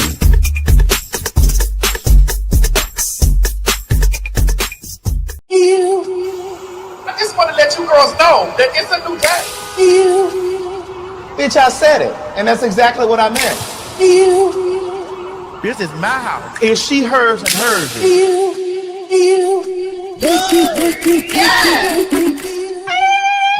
Ladies and gentlemen, get ready for some fact talk. St. Louis, Missouri. St. Louis, Missouri. Honey, goddammit, the fags are on their way back to St. Louis on January the 29th, 2026. Honey, run down there to www.PhagTawlk.com to get your tickets, honey. Because me and the faggy himself, Craig, the writer Stewart, oh my God, will be invading the city of St. Louis. Tell him, Craig. Well, wouldn't you know it, the fags are back in the loo. That's right, St. Louis. We are coming with PhagTawlk. Now is the time to go over to www.PhagTawlk.com and secure your tickets because it will be another sold-out show. And don't tell us that you didn't know we were coming because we're telling you now. www.PhagTawlk.com. See you there. Woo. Okay. So wait, are you a Five Below kind of girl? Like That- you know, like that's going $5 and below. Well, it ain't really Five and Below, but that's the name of the store. Oh, it's not? I always thought it was. Everything. I mean, that's the name of the store, but just like the dollar store, everything ain't I really want a you dollar. to understand that I shop everywhere. Okay, well, I want you to be mindful. Well, as long as Craig's books are over there, where all books can be sold, I can always go buy my sister books from over there. I told y'all don't have to buy the books over there. Leave them over there. But what are you purchasing from Amazon? I don't know. What Cherry say? What Cherry at? I don't see a comment. Yes, Pooch. What Cherry at, girl? Oh, wait, here we go. Here we go. Oh, she just put hearts. That's right. But what I was gonna say was, like, Five Below, like, you got to be careful. And like we talked on the show before, like when you're buying like knockoff makeup and things like that, you got to be careful because sometimes it has high levels of lead in it, and that shit, your skin is porous, and so it goes into your skin and it can cause cancer and other kind of health issues. So I was on scrolling on TikTok, and I came across this young girl's page, and she was talking about things at Five Below. Just got finished watching a video of this guy lead testing the mugs at some retail stores, and he got to Five Below. He started lead testing the mugs, and a lot of the mugs didn't have lead in it. But the funny thing was, all the mugs that had anything to do with black women, or a girl with an afro, or said black girl magic, all had like a concerning amount of lead in them. It's just funny how when it came to anything that had to do with a black woman, black people in general, all them cups had lead in them, but all your other cups don't.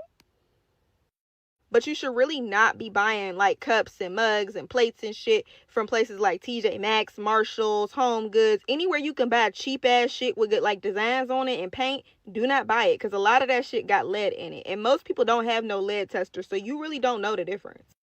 And for everybody that doesn't understand why the fuck you shouldn't be drinking out of something or eating out of something that has lead in it, look at the effects of what lead does to your body. There is a reason why they banned that shit from being produced on certain shit. But the only reason they're getting away with it is because they're calling it decor and not like shit that you can eat off of. And the moment that paint starts to chip on that shit, you start to consume that fucking lead. It is not worth it. That cheap ass plate, that cheap ass mug, I don't give a fuck if it's a Hello Kitty up there. Leave it at the store. So that kind of reminds. So again, just be mindful of that kind of stuff. And then here's the thing: that video for some reason put me in mind of like when Juneteenth became commercialized. And of course, we're not shopping at Target now. But once upon a time when we were shopping at Target, Target was one of the stores that started carrying all of this merch that had like Juneteenth celebration stuff on it, right? And a lot of black people, of course, you see that stuff and you want to buy it and it's, you feel proud. But a lot of that shit was white owned. It wasn't black owned companies. Yes, but Craig, they were just capitalizing. What if I get these things from the Dollar Tree? I mean from not the Dollar Tree, from Goodwill. Bitch, I had got some beautiful plates from the Goodwill. Well, I don't know where they came from originally. Usually things from Goodwill are hand-me-downs. I got some beautiful plates. And they were like $3. The plate set was a gorgeous plate set. Yeah, so somebody might have owned it, and then they. Because I'm gonna go to the Goodwill to get my things. Well, I'm gonna go to the Goodwill. I'm gonna go to the thrift store. I'm gonna go to these places and get my things.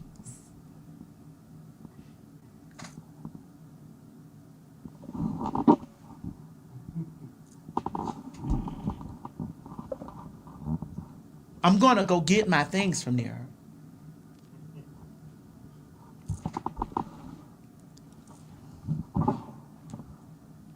Can you test for lead at the Goodwill? I mean, it can all be tested. I think as long as you have, like, because they have lead testers, right? Like that one that you maybe order with. Probably, and yeah. That's a shame. But again, that same story reminds me of a conversation we had here before. Send me a link, Mo, to the show. And I was talking to black women particularly because there are a lot of products that you guys, not guys, I was speaking specifically to black women, and I was talking about there are a lot of products that you all use, like hair products, like conditioners, oils, sprays, shampoos, all that kind of shit. A lot of those products that you use juices and berries for my hair. Well, a lot of those products that are made for black women they have ingredients that are toxic, and they're not present in products that white women use. And so you got to be careful, and because a lot of those things, are toxic. Again, you're putting it in your hair, and like it's going into your skin, it's going into your brain. So you got to be mindful, because I'm convinced that a lot of these fibroid issues that a lot of black women experience is coming from either lifestyle. When I say lifestyle, I mean probably like beauty products and shit that you use. Because even like we talked about this on the show, there's certain synthetic hairs, like the actual hairs, that were like breaking out the scalp of women, black women. It was like irritating their scalps, and they were saying that some of them was connected to like different cancers. So you got to be mindful of the stuff that you're using. And that's a part of why I'm pescatarian. I'm not vegan, I've never been vegan, but like my shower gels are natural. Like my things like that, I use things that are natural because that stuff goes into your skin. That's why I wash my pussy with vinegar. You wash your what? I wash my pussy with vinegar.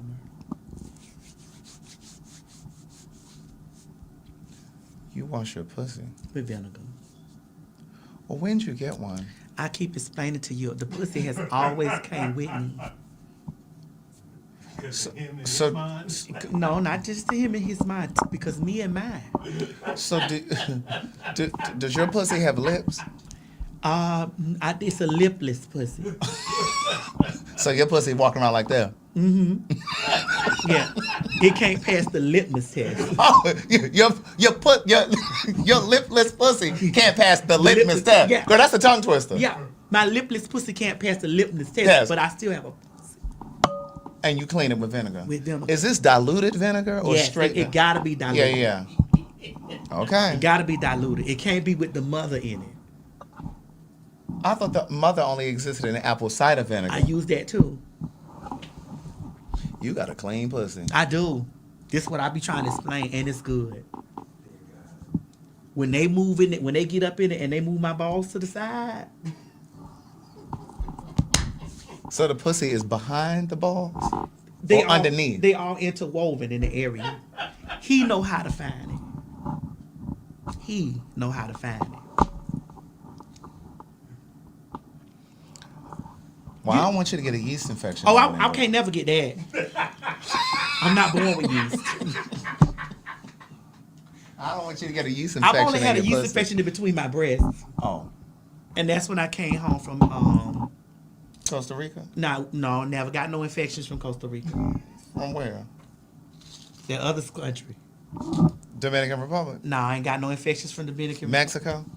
Never got it from there. Puerto Rico? No. Well, where? Cartagena. Oh. That's when I went to South America. Where? South America. I don't know what they got down there in that water. South? South. I thought South was a meat. It is. When I went down there to that South America. You went for the meat? No, I had got a yeast infection.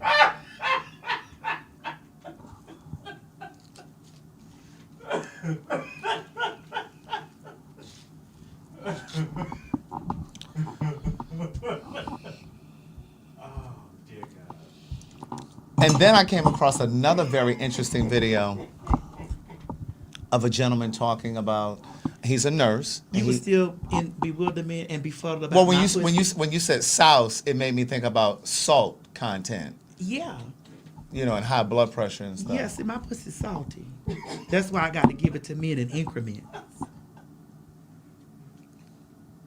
And also, I had to give them in increments so they don't get the sugars. From salt? From it being sweet. It's a sweet and salty. You know, How is it sweet? How is it sweet? it's kind of like the way Craig like his booty. Sweet and salty. I don't. And the way that he says it, they like his nuts. Salt and pepper nuts. Well, they do sometimes like a little peppery. That's a different kind of guy, though. So I gotta. I don't like mine pepper. Hold on, I gotta make sure that I give it to the men in increments so they don't get hypertension or they don't need metformin so they don't get the sugars.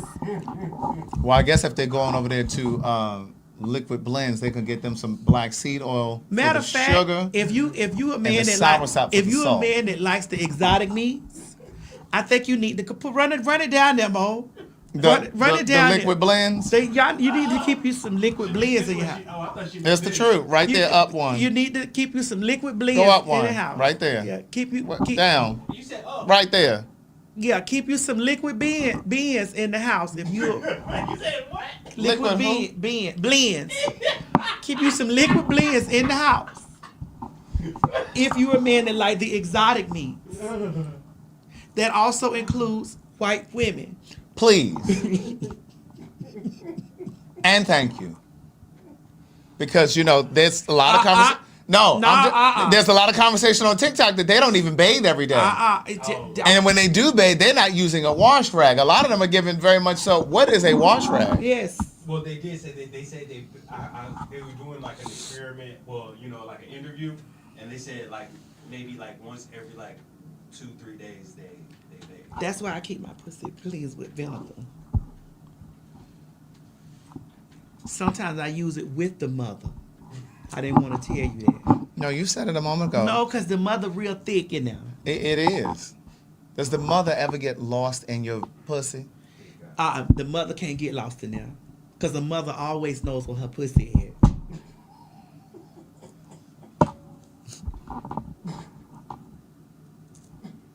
As a woman always knows where her pussy is. Or she's not a real woman if she don't know where her pussy is.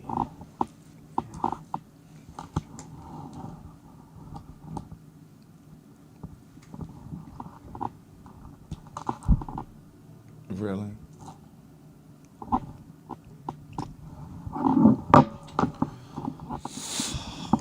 Well, this gentleman had a message for you all. What's up? This is a public service announcement to black people out there, coming from a black nurse.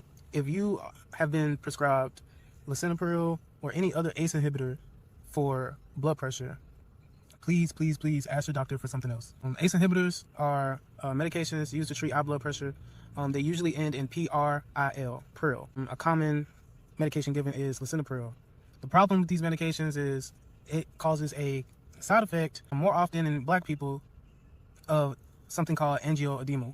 And that is the swelling of the facial area around the lips, tongue, and possibly the airway. As you can see, that could be a huge problem, and it usually turns into a huge problem.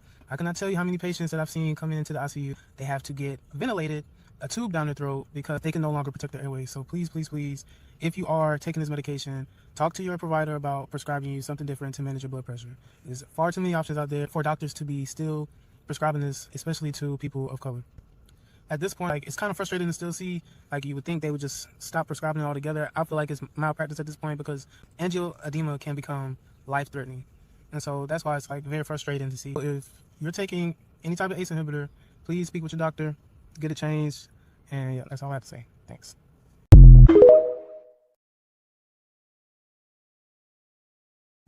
So listen, if you're on that medication, definitely ask for an alternative. I'm always advocating for us to go a natural path. Again, that liquid burns, that soursop has been really helpful for a lot of people. I get messages constantly from people saying that they have been using the soursop for about 2 months and they were taken off their high blood pressure medication by their doctor. I'm not telling you to come off of it, but I am telling you what messages I have gotten There have been people who have said they've always had high blood pressure. They were told that it runs in their family, and they started taking that soursop, and they came off their medication, and they had regular blood pressure for the first Well, order time. the liquid beans. Yeah, liquid who? Liquid who? Beans. Bins. Yeah, liquid beans. Liquid bins. Blends. Liquid Blends. beans, bitch, you'll be driving a CLK 500 next week. Right. I'll put the link back at the bottom. Somebody asked where do you get it? But go ahead. Ladies and gentlemen, honey, we had been talking, child, and had been gossiping, girl. And baby, I want you to understand that when we gossip and talk, it gets around. Y'all gets down in that comment section. Y'all gets to moving around. Girl, honey, the boom is in the building. The boom is in the building. Boom. What? Hold on, Mo. Do this shit right. Don't do the boom like this. I wanted to get it side by side, but don't do the boom like this. The boom is in the building. What's up, Cherry? The boom Hey, is baby. in the building. Cherry. So we had got pieces of the situation off the internet. Now don't say any more than you need to say. That's all. Okay, again. Take that liquid beans. But wait, how did you know we were here talking? Somebody tagged you? Of course, my Discord let me know. Oh, okay. So we were giving our unadulterated opinion about the situation, girl. You know, and of course we were on the side of the boom. I don't know how much you heard. Did you hear what we were saying? I heard everything. Yeah. And so when we talked about this, you know, we're always going to talk about it from the perspective of, because I know they like to get a picture. They like to paint you out to be angry and mad and this and the other, whatever. But I know you. You feel me? And when I watch you speak and talk, I always be like, girl, you know, and I've told you this to yourself. I said, girl, Cherry is the unhealed version of me. And I can't believe you don't remember me saying that to you. I remember her. Oh. I was saying, because I literally said to, because it was something you were talking about and it's okay for her to be unhealed. It's when it's time for her to heal, let her heal. But bitch, in the moment, if she got the boom bam. But I don't think, but I didn't use the word unhealed. I think I said to you. I used the word. Right, I know. But what I said to you that day was, I said, she reminds me of a younger version of you, like the former you or something like that. I said, but I ain't that far from former. Bitch, I blast too. But I see an evolution in her. We talking like she not sitting there, but I see like an evolution, because I've seen like a few clips from your podcast, and I sent it to her. This is a couple months ago, and I said to her, I said, I really feel like, I could probably dig up the text and find it, but I remember saying to you, I really see that there's a space for you. And I said to you, I hope that you'll continue to do your podcast. And because I said there's a lane for her, there's a lane for her voice, and she speaks to an audience that you both speak to, but then there's an audience that she speaks to that you don't, and vice versa. Now, Cherry, what give us the food, the la la? What was the tea? Well, first of all, I want to say Happy New Year's, everyone. Happy New Year. But before we get started, I do want to tell you and Craig, I do appreciate you guys always being on my side, being honest, being fair. You know what I'm saying? I know a lot of people in the media, they love the drama, they love the mess, but we go keep it a bug. I am in a process of healing. And honestly, I do plan on always being the same bitch that I am. I love everybody, I respect everybody, but I'm not taking shit from nobody. You know, so they can have their whole idea of who I may be. But at the end of the day, it's about respect. It's not about gender. It's not about genitalia. It's not about color. It's not about size. It's not about what you were born. It's all about respect. And when respect is given, respect is also going to be received. Hold on, what happened? Hold on, before you keep going. Is there a... They're sending us an echo. They're sending us an echo. Do we need to take ourselves down and let Cherry talk, or do we need to mute? Do we need to mute us? I would say, Cherry, do you have headphones? How about we mute us and let Cherry? Yeah, let's try that. Yeah, mute us. Hold on, is it echoing now? Yeah, I hear it too. Let's see what they say. I'll mute us. Go ahead, Cherry. Okay, how about now? Okay, it's working. They said to put my AirPods in. Can y'all hear me? Okay. First of all, I want all of you guys to make sure you subscribe to my YouTube channel. The whole story is on my podcast. But long story short, like Craig said earlier, I do believe that, and this is not the first time I've experienced something like this at my home. You know, if you guys are familiar with my story about the stalker, I do recall that when it's time to call the police, they are never there. And I have felt on several occasions is because I am either one, black, or two, trans. So that is definitely real. Um, but long story short, I was coming home, I was shopping, and this guy that does not live in my apartment complex, he was in my reserved parking spot. And he was working on someone who lives here, their car. He was working on their car. I think their window had been busted or whatever the case may be. And he was working on their car. So when I pulled up, immediately I am irritated that I even have to interact with you, because a lot of people call me a colorist. They say I don't like black people. They say I'm racist. They say I'm homophobic. They say I'm transphobic. But my whole thing is I just don't like to be inconvenienced. So when I saw him in my parking spot, I was already irritated. So when I asked him to move, it was like, babe, you need to move. You know what I'm saying? It clearly says reserved. And he like, baby girl, you just gonna have to wait. I'm like, bitch, what? And so I was like, I shouldn't have to wait for my parking spot. So as I realized that he was paying me nooch, I was like, well, let me park right behind him and let me go get security. Excuse me. So I go get security. Security comes down, and security was no help. You know, it really gave like they were homeboys. You know what I'm saying? And of course, I went in on security, and I basically was like, bitch, I'm gonna have your job as well, because bitch, what the fuck did I go get you for? You're not helping me at all. Long story short, once my tea was clogged, it was like, oh, you sound like a man, bitch, I might be. It turned to threats. You know, what you would do to me. Mind you, his hand is behind his back. Like, bitch, I will unalive you. I will do this and that. And I'm like, okay, I'm being quiet, because, you know, we hear so many of these stories about trans women and these men. So when I see the average black man, no shade, if it's not about a coin, I don't even really want to interact, if we're going to be completely honest, because a lot of them are unhealed. And with God healing me and allowing me to become a better person, I don't need anybody distracting me or triggering me. And you can say whatever you want about me, but what we're not going to do is threats. And what we're not going to do is tell me you're going to unlive me because I'm trying to park in my parking spot. So after not feeling helped, after being threatened, after security not doing his job, what is the girl to do other than protect herself?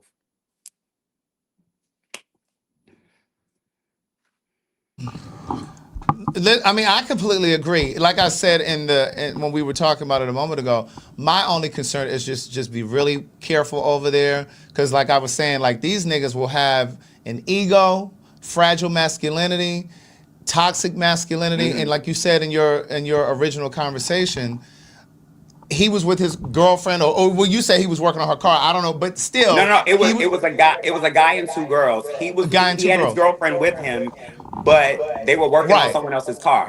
Right. And so since he was probably embarrassed in front of his girlfriend, that ego is going to take a moment to heal. And you just never know. And you said he was throwing up gang signs. Like, we just never know if he is a part of a gang, if he going to try to retaliate later. They know where you park. They know where you live. So my thing is, I would just be really careful, because you just never know with these niggas. Like, they could be waiting 3 months down the line where you're not even thinking about it, and you're just coming home minding your business. But again, let's dissect this in the layers that we dissected while she's here. Yeah. His initial response to her was, bitch, sit down. Right.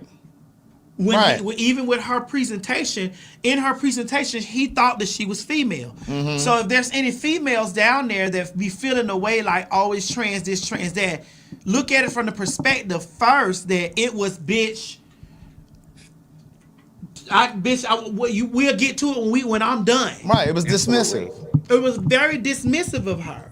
And so this is how, when we talk about as trans women and biological women or cis women or whatever the fuck word, you know, real women, we have a lot of shared experiences. We have lots of shared experiences. We may not have the same lived experiences when it comes down to of childbirth and ovaries and all the biological aspects of the situation. Sometimes we have a lot of shared experiences, and that's how men be. And it's very much when they see film or film energy or film something like that, it's like, girl, back, get the fuck back. And then she was very much so like, girl, Why are you telling me that this is my parking space? That's right. Then she went to go get the security guard. The security guard come out there and he ain't make it no better. And like I said in the commentary, if that was a nigga that came to get him, because I don't even know if a nigga would have went to get security. The nigga probably would have just tried to handle it right there, you know, on some old machismo bullshit. But if it was a white woman or a white man that went to get security, he would have acted differently. Yes. Yeah. Yes. Always. Sherry, there was a story before that we covered, or we talked about on the show, and it was me and Mo. I don't think that you were here when that guy that was attracted to you was over there doing all that stupid shit, and I was breaking it down, and how those women immediately came to attack you instead of listening to you saying, girl, this man was attracted to me. This man was on my OnlyFans page, and he was looking at another man in panties, saying, do me like this. And the women's came on there and start immediately attacking her, saying, right, oh, girl, you trying to turn this man don't want you. And it's just like, girl, the man was already on my OnlyFans page. I don't hide shit on my OnlyFans. I actually was long dicking them boy, or had my dick down on boy Thok. He saw that. What do you think it is, Sherry, about you and I both that makes some, and again, I'm going to specify this again, and again, and again, and again, the word some. The word some. The word some. Some of them immediately go to the space of just being like confirmation bias. Going into the space and be like, well, I don't like the way they present. I don't like their personality. I don't like the way they speak. I don't like it. And so we're very disrespectful to them. Oh, yeah, wait a minute. What happened? What's wrong? I'm talking about Cherry. You see she ready. Nope. Oh. I'm not gonna go there. Girl, I'm gonna tell y'all, Maddie is so messy. Maddie is so messy. Do you want me to talk with the echo? Oh, or mute us again. Let me mute it. Okay. So when it comes to, of course, we always have to start it off with some, because it's not all biological women. All biological women are not insecure. But let's talk about the majority, and let's talk about Black women. Okay, because I can only respond to the women that attack me. I don't have these problems and this energy from any other race, if we can be honest. This is not a bash Black women. This is a let's be honest with Black women. But if you really want to take the time, let's remove trans women from the conversation. Black women treat Black women the same way. Let's be clear. All the bitches in your life the majority of women that have given you a hard time, it is your fellow Black sister. And when a trans woman speaks on her experience with the same Black woman, it's a problem. All of a sudden we're jealous. All of a sudden we want to be you, sister. And that is not the case. Right is right, wrong is wrong, real is real. And us as a community, we will never be better until we can all take accountability and learn how to love and respect one another. And just because you were born with a certain genitalia does not mean you have the right to disrespect people. You don't have to understand, you don't have to accept, you don't have to like, but it is not your place also to be disrespectful. Mind your business. And then when you have a woman like Madison or myself who's not here for none of that, and Madison, I want to call you out, bitch, because Maddie gave me a hard time on that show about using the word jealous, because, you know, we do try to please and support and uplift and not offend the Black women that are for us. But sometimes you got to get a little dirty and gritty. And Maddie was on her motherfucking Instagram the other day wearing them jealous ass bitches out. So when we were talking about it, they weren't jealous, and now they jealous, Maddie. But no, seriously, I think that's a woman's thing. A lot of women are naturally shady, catty, and nasty to one another. And so the idea of a beautiful trans woman, a trans woman that got her shit together, a trans woman that looks better than 9 times out of 10 better than them, they feel away. And that's a fact. Y'all love to talk about all these surgeries. Biological women have surgeries as well. Okay, and a surgery does not make you a woman, by the way. So control your insecurities, learn how to live in this big world with everyone else, and stay in your place. Well, in that situation, what we're talking about from my Instagram, since we're here, let's put up the picture. What happened was my bodyguard, who is not just my bodyguard, but he is we're like this. You know it. We all know that we like this. You know, he was on his page making his banana pudding at a place. Let me not do that. And the woman, I'm sending it to you, Mo. The female decided that she wanted to scold him and she wanted to do the things to him because he is close. Listen, I don't care how much you ride or suck on or fuck on him. You're not gonna tear him away from me. I don't give a fuck. And that statement that person made came from a place of jealousy. Because it was very much so of now when I did do your podcast, I did say that a lot of the things that it's rooted in is rooted in a lack of knowledge of stuff. When they have these conversations about us, you already know that they don't understand biology, sexual orientation, and gender identity. They don't know how to separate it. They don't know how to do it, Cherry. They don't. But Maddie, I think that's the problem. Who cares? You don't have to understand. You don't have to like. You don't have to agree. But it does not equate to it being okay for you to disrespect people and stop getting your womanhood out of tearing someone else down. And the reason why she gave you all that drama is because 9 times out of 10, you look better. 9 times out of 10, your shit is more together than her. And the only way that a lot of those women can gather their womanhood when it comes to these men is to getting in between us and those men.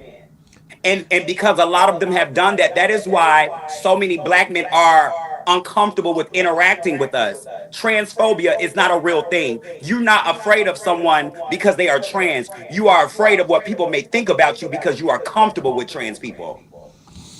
Well, I also want to say again, when we have these conversations, Sherry, you know, you and I, we share a lot of the same thoughts, but then we have some differences. And in my area of conversation with the differences, it definitely comes from the place of a lack of knowledge. It's come from being dumb from the place of not knowing the difference between, again, sexual orientation, gender identity. I know you got your ears over it, but it is. No, Maddie, into this year, we're not making excuses for them bitches no more.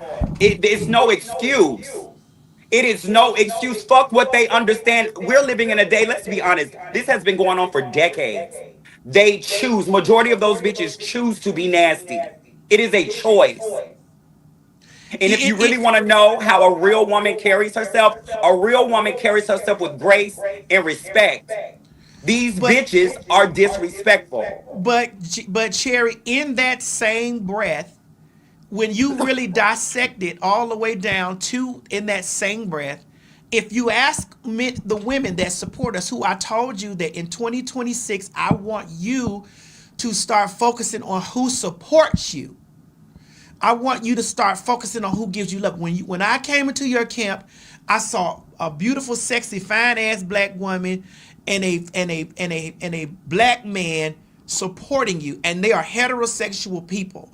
And so I told you to harvest from that energy and understand that they have understood the difference in between sex, sexual orientation, and gender identity. They know in their heart of hearts that you are a woman, but they also in their mind know that you were born male. Just like in our mind, we know that we were born male. We have never escaped. We know this stuff because we know the difference in between. But Maddie, the difference between them and the rest of them hoes is they choose to be respectful. And the word for that is they are willfully ignorant. They are being willfully ignorant. They can get the message by willfully ignorant. They can get the message. They can get the teaching. They can get the understanding. But they'll turn around and say, if his mama call him Clay, I'ma call him Clay. But in the same breath, they want you to respect them by their married name, which they changed their name to. But they don't want to respect that like you were born Cherry. That was your birth name. I was not born Madison Hinton. I changed my name. Oh wait, Cherry was your name? Was always your name? I didn't know that. I never knew that. Cherry's birth name is Cherry Rogers. That is her name. Really? I never knew that. Okay. And so because of this, because my birth name was not that, I changed my name. But in the same breath, they can understand them getting married to a man and their last name changing, or them just going out changing their name from Keisha to Keyshawn or something like that. They can understand that. It is because they don't want to respect us. They don't want, and that's okay. But I'm regurgitating what you're saying, Cherry, but I'm also telling it to you from the space of, I understand they're being willfully ignorant. I don't engage, and I do my best not to engage. That was the first time in a long time that I really got in there, and I was like, bitch, this whole, put the picture up there, Mo. This whole thing right here, where this bitch wrote this she wrote this to G Banner. Why are you this handsome but gay? Boy, you are an abomination. Really, my nigga? T.S. Madison, that's your boo? I feel sorry for Charles with Netta. You see what he kissing at night.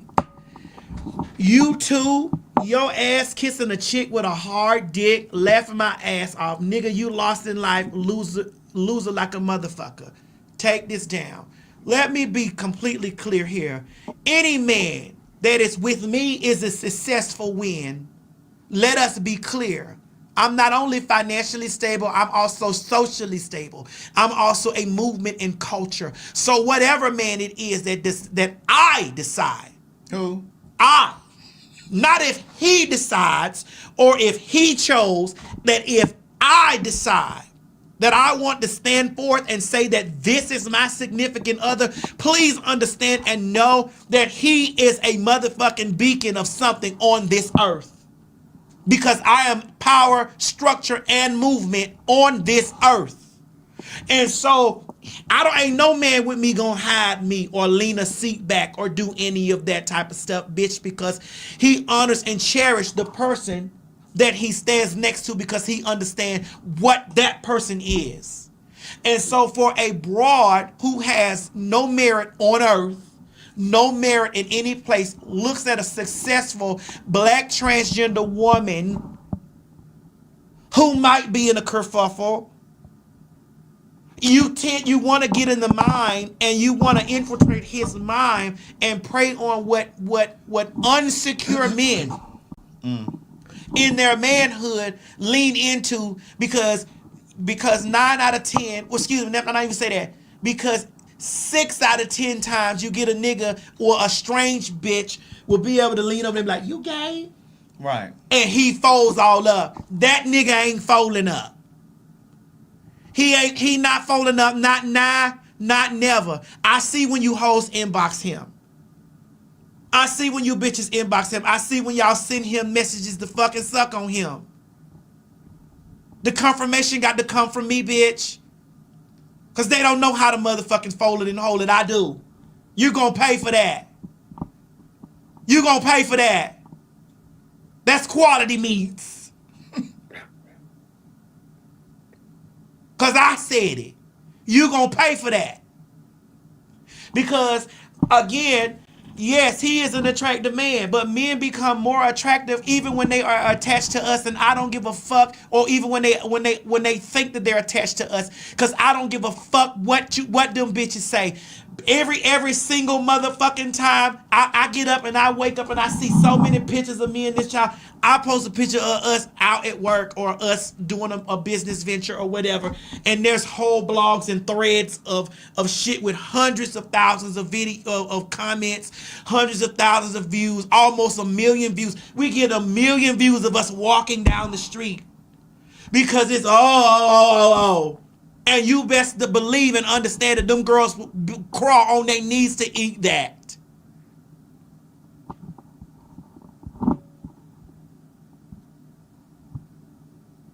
Yes, that comes from a place of how is that a man holding another man's hand, protecting another man, holding another man down? It's because, again, he don't see that what you see, bitch. That's a woman.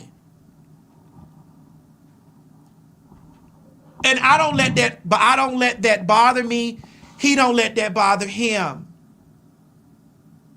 That man pussy meter don't get stop getting no pussy. That don't stop his pussy meter.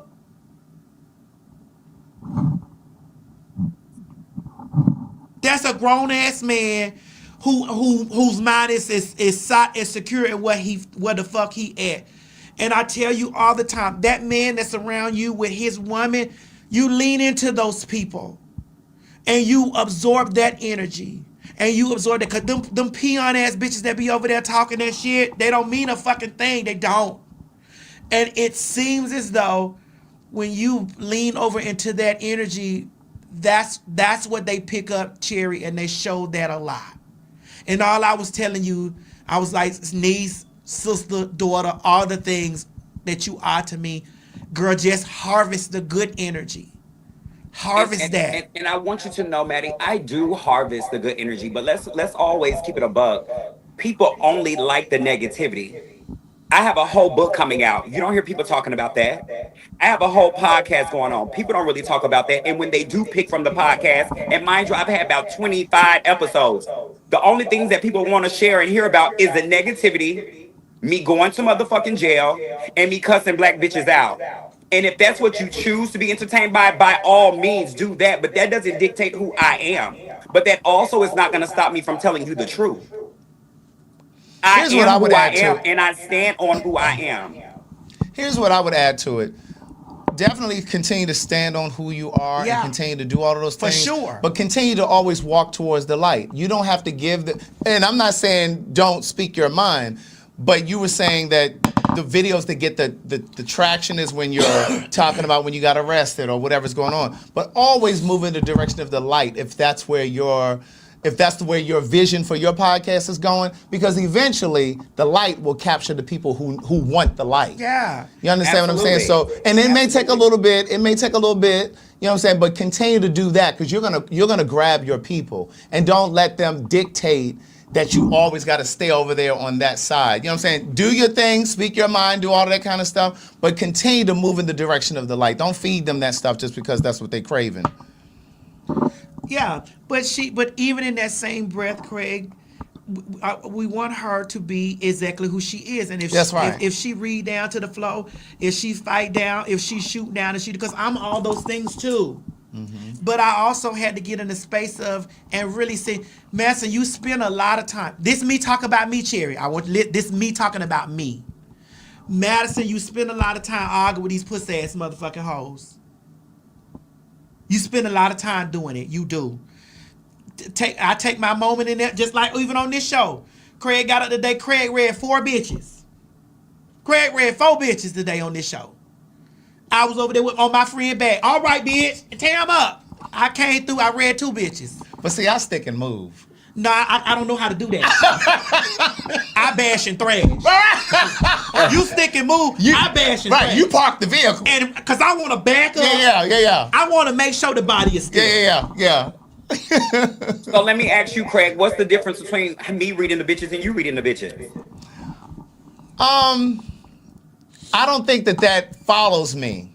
For whatever reason, that narrative follows you. I don't see that in you. I mean, I see that part of you, but I also see the other stuff. Hence what I said to her when I text you, whenever that was, and I was like, I see something in her. And I said, I hope that she'll continue her podcast. Because, we see people starting podcasts and they'll do it for a little while and you get a little traction and then you get bored with it. But it takes a certain amount of consistency. It's a show. Yeah. And it takes a consistency. And I didn't know if you were going to keep it going or not. But you still have been doing it, so I appreciate that you do it. But I knew it because I talked to Cherry offline. Yeah, see, we don't talk offline, so I didn't know that. But I appreciate that she's still doing it. And I said to her, that was really the premise of why I said to her, I said, there's a space for her.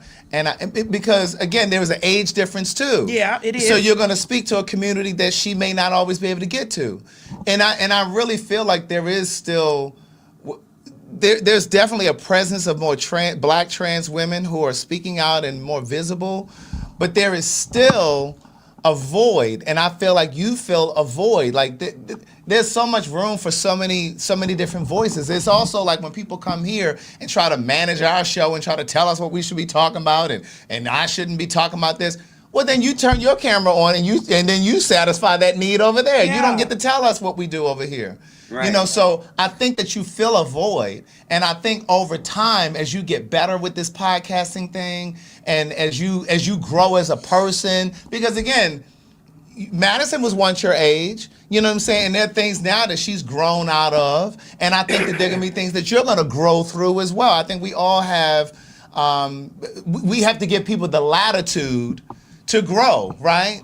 And so while she can give you little pointers, and while I can say this, that, and the third, you're still gonna have to find your own path. And I think that's what you're doing. Yeah, and Cherry, I don't want you to think that I be trying to change you. I just be saying, well, Cherry, you know, I want you to see it from this lens. You know what I'm saying? Not to dilute the way you see it. I'm just saying, well, Cherry, let's see it from this lens. You know what I'm saying? And I always encourage you to be violent. I don't never tell her not to be motherfucking violent.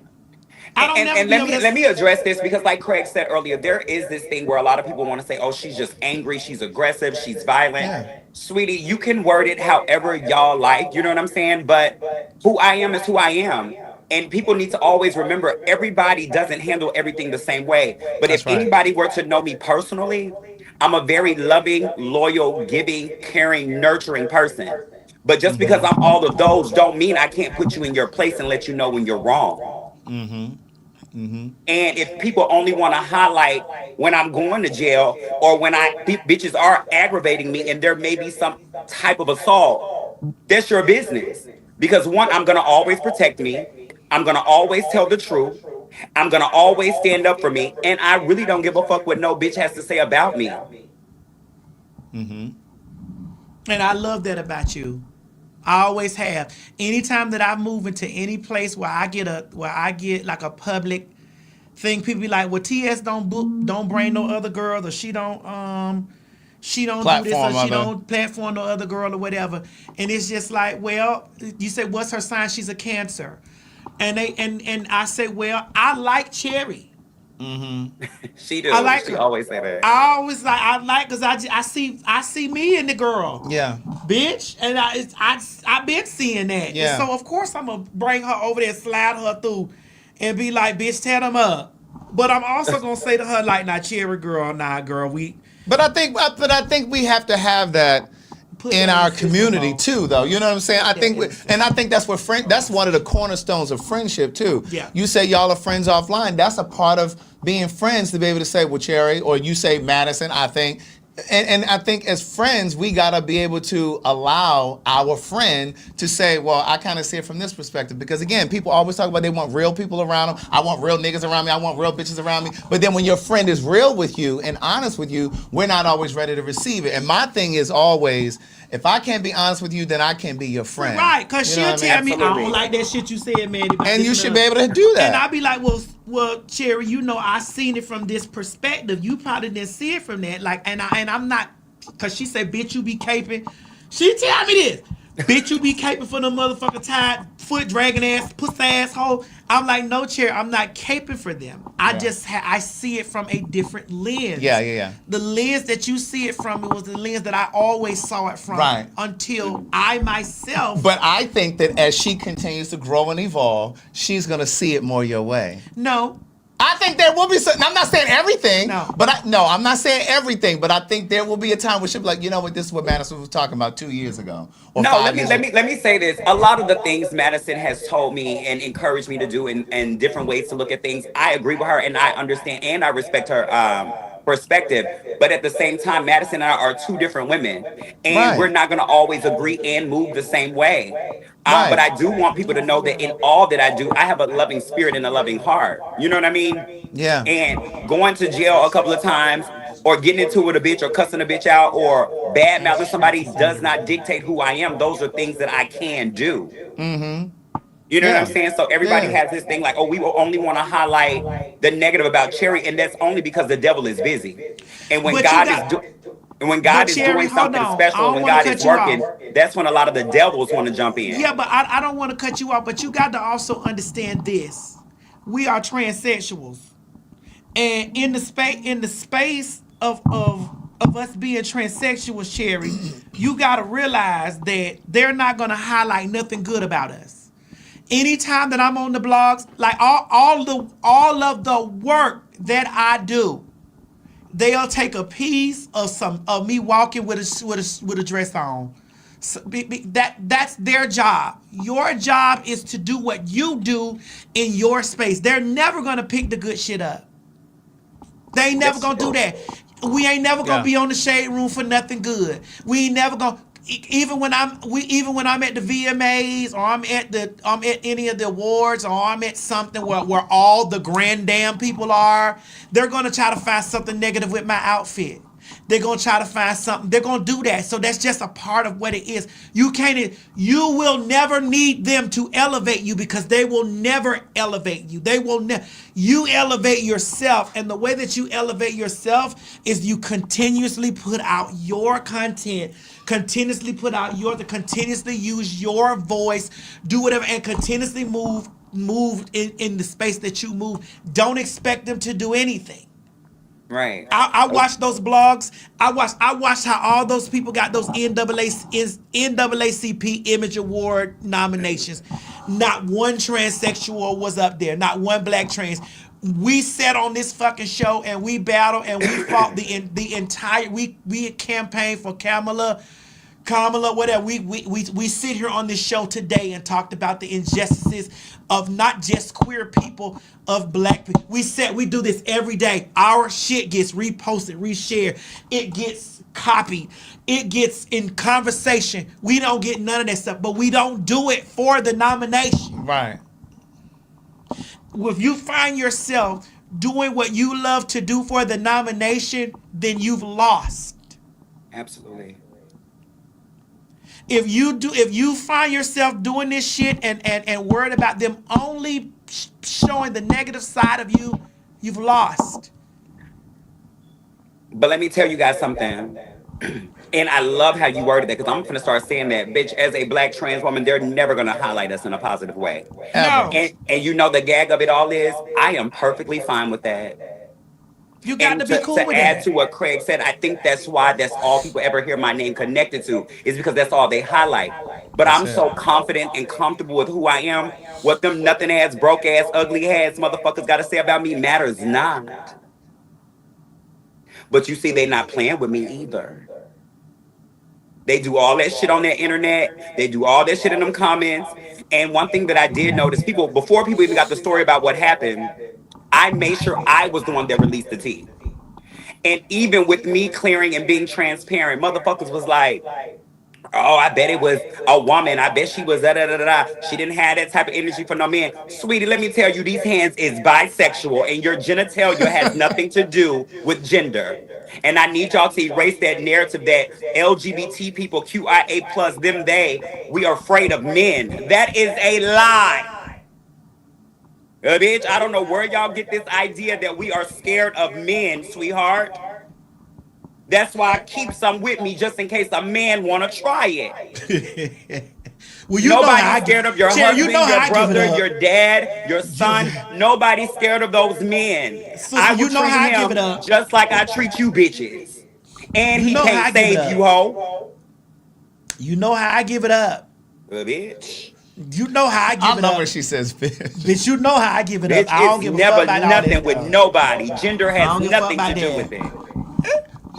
Cherry, how do you say bitch? Bitch. Oh, you about to keep it. I be cracking up. That's your, when that's she your, said, it's like she rolls it and then, oh, bitch. Just like, then we gonna go because my mama gotta I gotta do some stuff for my mama. Hey, Miss Mary. Yeah, even though she don't ever call me to come get a plate, but hey, girl. Girl, hush up. You know you welcome to get a damn plate. I want to say, just like they were trying to make you the villain out of that man dating that man. That man played with your money. He got your bank account closed down. He did all of that shit to you. He was wanting to fucking suck on you, and they made you the problem. So again, Cherry, you can't feed it. We're always going to be the problem because they don't like those that don't like us. Ain't never gonna like us, and it ain't nothing. And you'll never be able to appeal to them in a way that they might. When those girls be on the fence, I tell those girls, go ahead on, don't like me. Because tomorrow I might say some shit you ain't gonna like. Mm-hmm. Go ahead on and don't like me. Go ahead, because you teeter in between, because it's just like, I like the way she look a little bit, or I like some of the stuff they stand for. You don't, fuck that. Fuck that shit. That man was wanting to trick off on you. That man did that evil shit to your bank account. That man did all that stuff to you. That man that's married owes his wife the explanation. You do not. Sorry. Oh well. He owes his wife the explanation. You don't. You didn't make no vows between him, his wife, and his children. He made those vows. He's the problem. And this is why we on this show sit down and talk about decentering men. Because when we sit up and we talk about how the women be mad at the wrong people, Keisha. That's a man problem. And it's so crazy you say that, because just like Craig said, when I had told my security about what happened, because like I only really have my security when I go to like events or, going to the club or something. I feel like on an everyday basis, I should not have to have security. But one thing that people need to understand is, bitch, I have security to keep me from going to jail. A bitch ain't scared of none of you hoes. And just like Maddie said, like Craig said, I know for a fact if I had a male presenting energy with me, that would have never happened. It would not have. It would have never, ever happened. And like Maddie said, it goes back to the women in the comments that just swear that we have a beef or we have a dislike for you guys. It's not always that case. That's not always true. But I want y'all to understand, no matter what you may know about us or the type of women we are, we get treated and disrespected the same way as a woman before being trans. Mm-hmm. Before he knew my tea, he was disrespecting me because he just thought I was some weak, dainty female. Mm-hmm. That's exactly what that was about. That's exactly what that was. It was like, move, bitch, know your place. And then once it got into my place is in this parking spot that you're finna move from. Well, the last question is, did they move? My car was parked in my parking spot when I left to jail. Cherry, when is your book coming out? At the end of the month.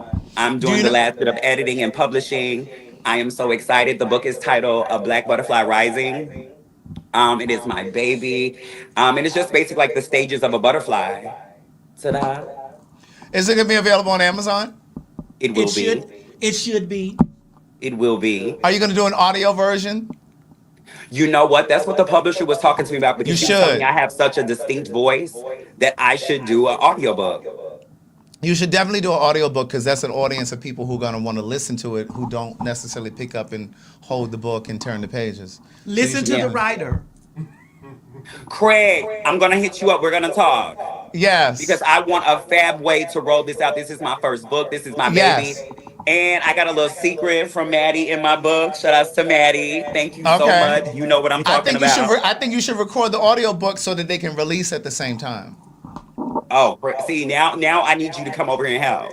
Yeah, you definitely should do that. Girl, listen, Sherry, you gotta put you a little coin to the side, cause he don't do nothing for me for free, girl.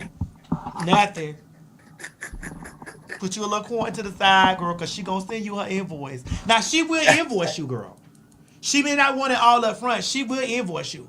Okay, we can come up with a payment plan. As long as y'all have a verbal agreement, she'll honor the verbal agreement. Tell it, Maddie. Tell it like it is. So you saying that I've never done anything for free? No, I didn't say that. I said she usually don't. Because even when I thought it was just because, I would hear about it 7 years later. I was like, well, girl, I love you just because. I was like, girl, wait a minute. Okay, well, Craig love me. Craig gonna look out. Craig gonna help me a little bit. That's right, because I help black people, period. The thing is, I think that there are times that we have to identify when we should invoice each other and when we should just do things for free and kind. Yeah.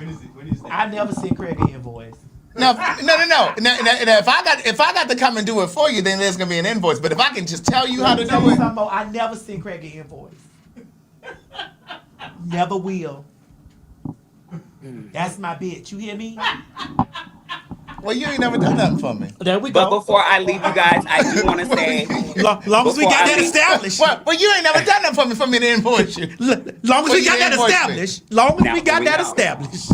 But before I leave you guys, I definitely want to say to the black women in the comments, I want all the black women that do support us, that do love us, thank you for being a part of our lives. Thank you for supporting us. Know that this war has nothing to do with you. It's all about standing for something, standing up for ourselves, and living in this cruel world. To all the black heterosexual men and homosexual men that uplift trans women, that love us, respect us as women, we appreciate all of your love, all of your support. And thank you for the straight men who are comfortable enough in their skin to stand next to a trans woman at a time like this. And make sure you guys follow my podcast so you can get the full details of everything that happened that night in that parking lot. Okay. I know that's right. Cherry, I'll call you later on tonight, girl. Okay, baby. Love you guys. I love you too. Bye. All right, okay, bye. Bye, boo. Oh my God, I love my cherry, bitch. I love my cherry. I love my cherry on top. God damn it. Now, speaking of, we were talking about doing something for each other. I need you to step aside. Guys, the Outlaws podcast has been nominated for a Qwerty's Award. I also have been nominated for a Qwerty's Award. So now we are a 2-time nominated. I was nominated for a GLAAD Award. I'm now nominated for a Qwerty Award. Congratulations. Yeah, so the Outlaws podcast is a multi-award nominated podcast. Okay. And, I need for you guys to vote for us at the Qwertys. Vote for us. It says vote T.S. Madison for Badass of 2026 and the Podcast Awards. You can hover over this. With your camera phone. And you can vote for me, or you can visit www.qwerty, QUEERTY.com, and you can vote for the TS. Vote for the podcast for TS, and also vote for the for me the badass. Okay, so we're y'all get the voting, girl. We are the 2-time. Listen, that is a good thing for me to start this podcast from the ground with iHeart and come out the door swinging. Right. In my first season, bitch. Y'all best to. In my first season. Y'all best to vote. So please vote for us. Please, please, please vote for us so that we can say the award-winning podcast. But I want you all to listen to this. Today's guest that I have, Craig, I've been holding this. Today's guest where? On Because today's Tuesday. Today's guest is Ingenue Ellis. You know I love her. Ingenue. Madison told me that you watch PhagTawlk. Yes. And I said to Madison, I have been in love with this lady, and I love your work. And I have seen you, I'm not going to say where, but I've seen you walking while I'm riding my bike. And I almost veered off the bike. Listen. Because I wanted to stop, but I could tell that you didn't want to be bothered, so I didn't stop you. And she's doing the lady's life. Yes. What's the lady's name? She's doing the story. Yes. Fannie Lou Hamer. Yes. I'm available to help you if you want me to come on board and help you, because I would love to help you with that story. Yes. But I love her. We had an amazing episode this week, so make sure you tune in. We had an amazing episode this week. We bonded. That's my girl. Yeah, she lives here. I know that. That was. Well. Yeah. Yeah. That's my girl. What? Yeah. That's my girl. Like the way that we bonded with each other, and was like, I mean, it was and I didn't know that she was queer. I did. I follow her. I didn't know it to the extent, and we talked about it. I was like, yeah. So the episode is out on iHeart Podcasts. It's a good episode. I love her, Craig. I'm gonna have to watch that. Listen, I love her. You gonna love her. Yeah. We talked about Lovecraft Country. Lovecraft We talked Country. about Lovecraft Country. We talked about her growing up in Mississippi and the things. We talked about Will Smith. We talked about. She said black he was women. great to her. Yeah, we talked about black women.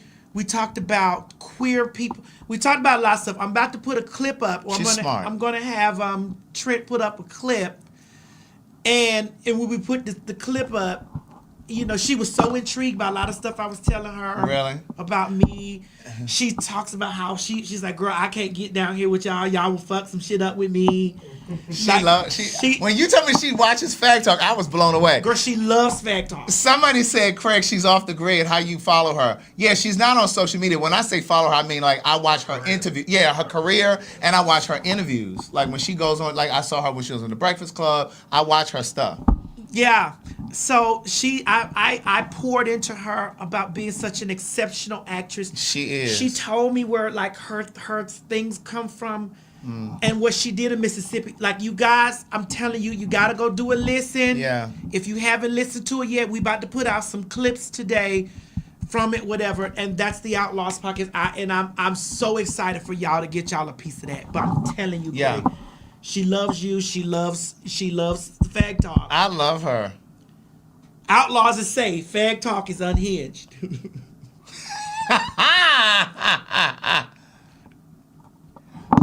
I was gonna say, damn, it was something I was gonna tell you guys.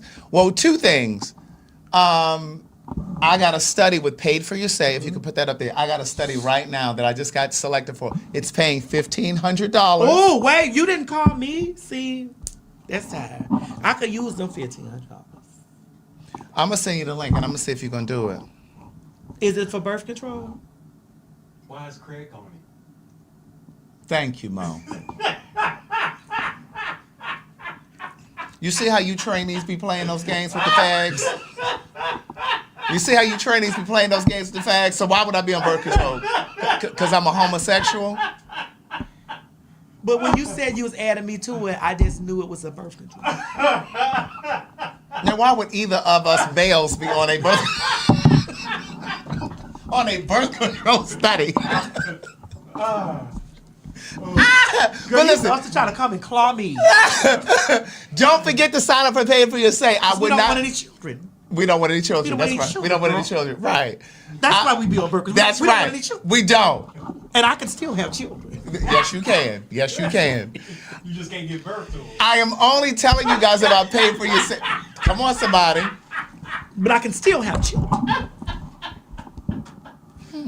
Gag me, Mo. Gag me, girl. The only reason that I tell you guys about Pay for Your Say is because it is a way for you to make extra money. I know a lot of people are going through a lot of hard times. The other part of it is the Baltimore tickets are moving quickly. Yeah. The VIP seats, like we have like these couch seats, they're almost sold out. So get your tickets. No, Antigua. Yeah, the Antigua tickets. Antigua is done. Yeah, because, girl, y'all don't want to do the double rooms. And we'll be making announcements for the DR. For the DR. So, yeah, so get your Fag Talk tickets. Any Fag Talk ticket you can get from PhagTawlk.com. But you see Pay for Your Say scrolling at the bottom. Use promo code PhagTawlk125 for your discount. And we will see you guys next time. Yeah. Yeah, we will. Nashville, we'll see you next week. Yeah, we'll see y'all next week. And St. Louis. Nashville and St. Louis, we'll see you next week. And Pay for Your Say is not $10.99. Now, I will probably have to do a $10.99 for this $1,500 study. But generally speaking, no. Yes, let me send this to y'all. You know, oh yeah, I talked about her playing the Clark sisters' mama, Maddie Moss. I loved her in that. Maddie Moss Clark. The way she embodied, like Ingenue is a slept-on gem. Yes, she is. But the thing that I love about her is she's able to fly under the radar and still have a great career without all of the fanfare and all of that. You know, I think those are the best type of Yeah. careers, though. Yeah. The one where you don't have to deal with any scandals. Yes. You don't have to deal with people always trying to come at your neck. Yes. You just live your life and just consistently working. But you know, now that there's social media all over the place, I think that's really hard to. Yes. That's really hard to do. And then what you can do is, if you are in Pay for Your Say, and if you have not made money from Pay for Your Say yet, and you need some assistance, your best bet is to email Kim at support@paidforyoursay.com. Because there's obviously something that you're not doing correctly in, when you're doing those screeners. Because there are people who are making plenty of money over there on Pay for Your Say. All right. Any last words? I will vote for T.S. Madison at the Curtis. I will vote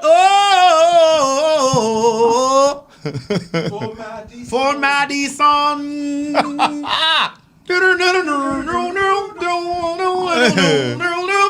Bitch, I will vote. Oh my God, I will vote. That part. Mo, come step over here, child. They ain't got to see your face. They ain't seen you in a while, child. Mo leg was twisted and broke up. Not twisted and broke up.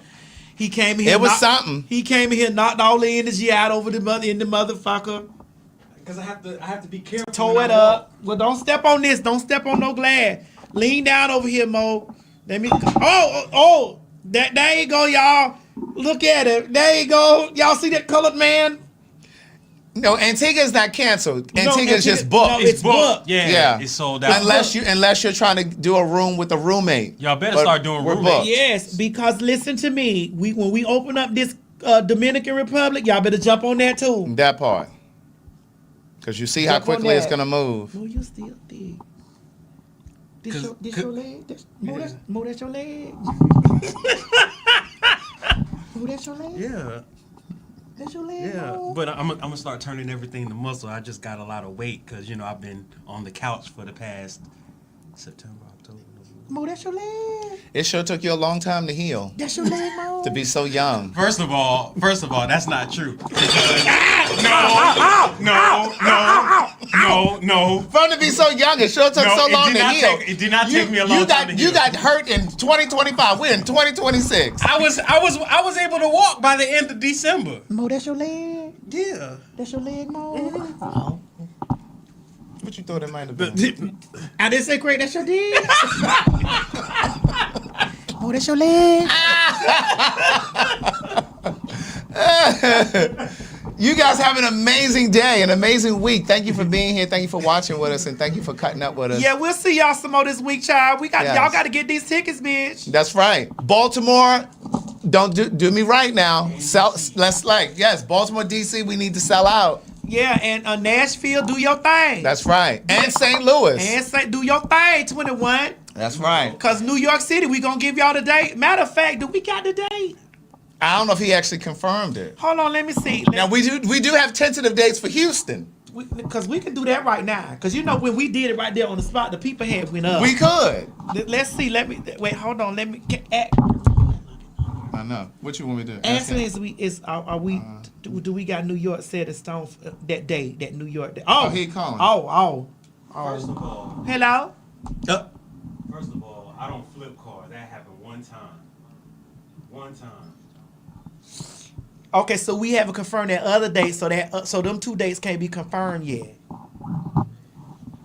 Cause one date can't confirm because the other day, cause we in high demand over there.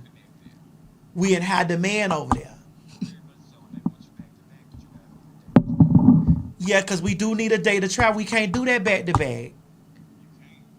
Cause it's like, how we gonna get from there to there? Them two different places. I know they in the same vicinity. Yeah, Craig can get there. Which ones? Them two places that we can't say that right now. Cause how we gonna go from this one to this one in the same span? We need a day in between. Mm-hmm. So we can get there and rest. We got the rest because we be hugging them people and things. Right. We got the rest, Craig. No, for sure. We can't just go. We ain't gonna have no rest in DC though. No. Because it's DC bottle. We ain't gonna have back to back. Back to back. Oh yeah, that's true. Okay, so we can't make that announcement. We can't make them other quick. We can't make them other dates. We can't talk about Houston yet. Girl, nah, we can't. What about that other one? Dallas.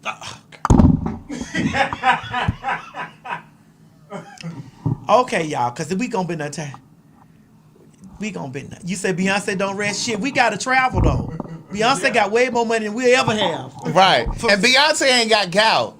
I don't either. Here's the gag. I don't either.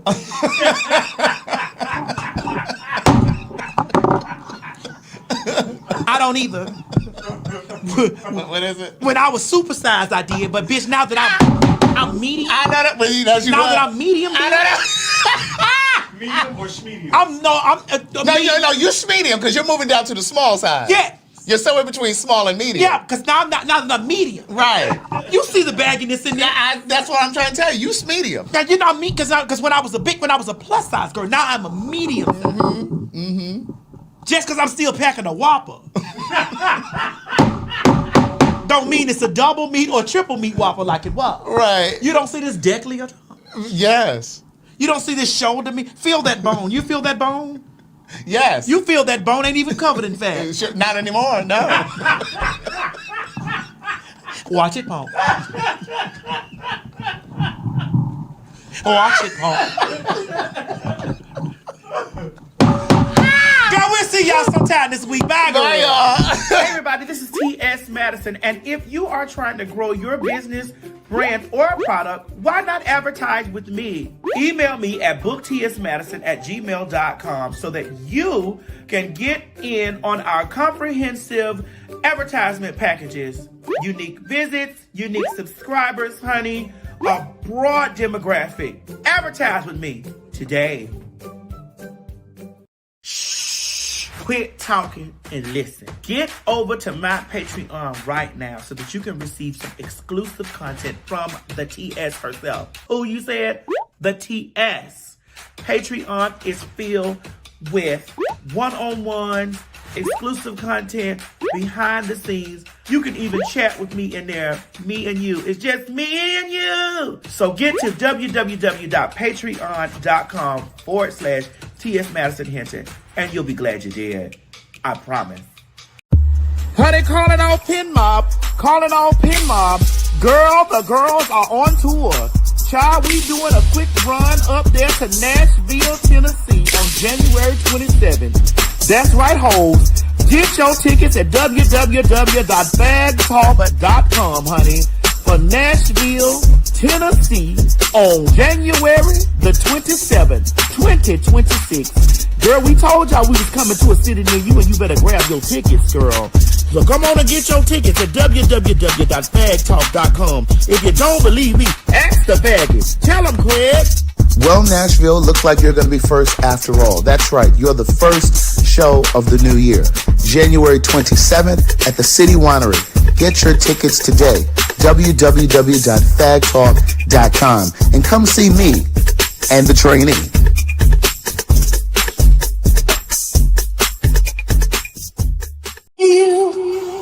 I just want to let you girls know that it's a new day. Bitch, I said it. And that's exactly what I meant. This is my house. It's she, hers, and hers.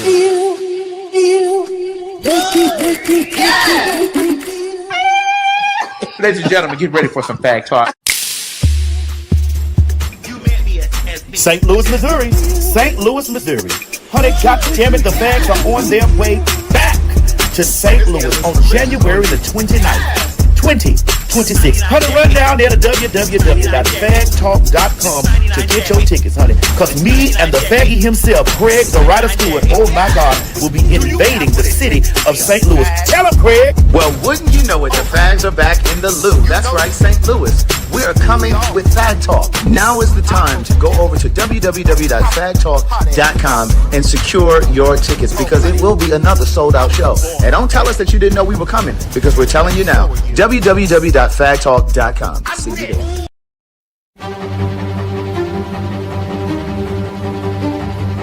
Alexa.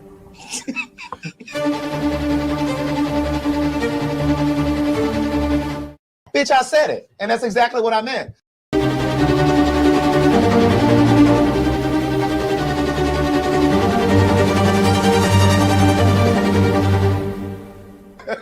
Ladies and gentlemen, get ready for some Fag Talk.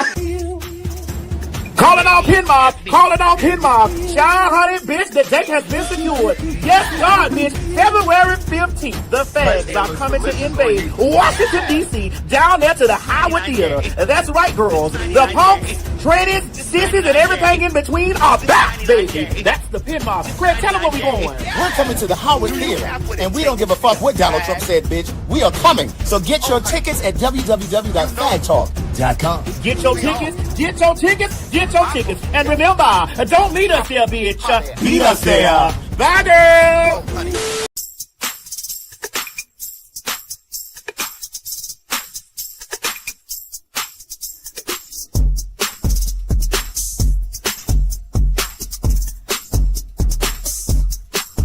Calling all Maddie Mob, and some of you pin mob too. Yes, God, honey, there is a big day coming. The day is February 16th, 2026. Yes, God, honey, the fags are coming back all the way to Baltimore, Maryland. Child, honey, we about to invade the city right after Valentine's Day, bitch, to bring love, love, love. Craig, tell them where we going, girl. Bitch, we are coming to my hometown, so get your motherfucking tickets. Go on over there to PhagTawlk.com and get your tickets now. Wait a minute, it ain't just Fag Talk, it's www.PhagTawlk.com. You heard the training. Get your motherfucking tickets and don't wait, because you know we always sell out in my hometown. And listen, don't meet us there, bitch. Beat us there. Get your tickets while they hot, baby. www.PhagTawlk.com. Yes, God, honey. Bye. Need the right card right now? Meet Say It in a Card. On the go, busy day? With just a few taps on your phone, you can pick any card category, personalize it, animate it, and send instantly. From the fun and festive birthday, love, thank you, to heavy hitter moments, sympathy, breakup, repairing a friendship. Yes, we cover that too. Original animations bring your message to life. Confetti, sliding text, playful colors, custom motion, all built inside the app. Make your greetings stand out. Why scramble for a card, rummage through stores, or send a plain text when you can craft something meaningful, quick, and totally you? It's convenience meets creativity. Download Say It in a Card now on iOS and Android. Create, animate, send in one effortless tap. Your moments matter. Make them memorable. You ain't gonna have no other choice but to see me because I'm in everything. There it is, you ain't right gonna there. have no other choice but to see me because I'm in everything and everywhere. Ooh. I'm in film, television, streaming, music, bitch, and pornography. Bye.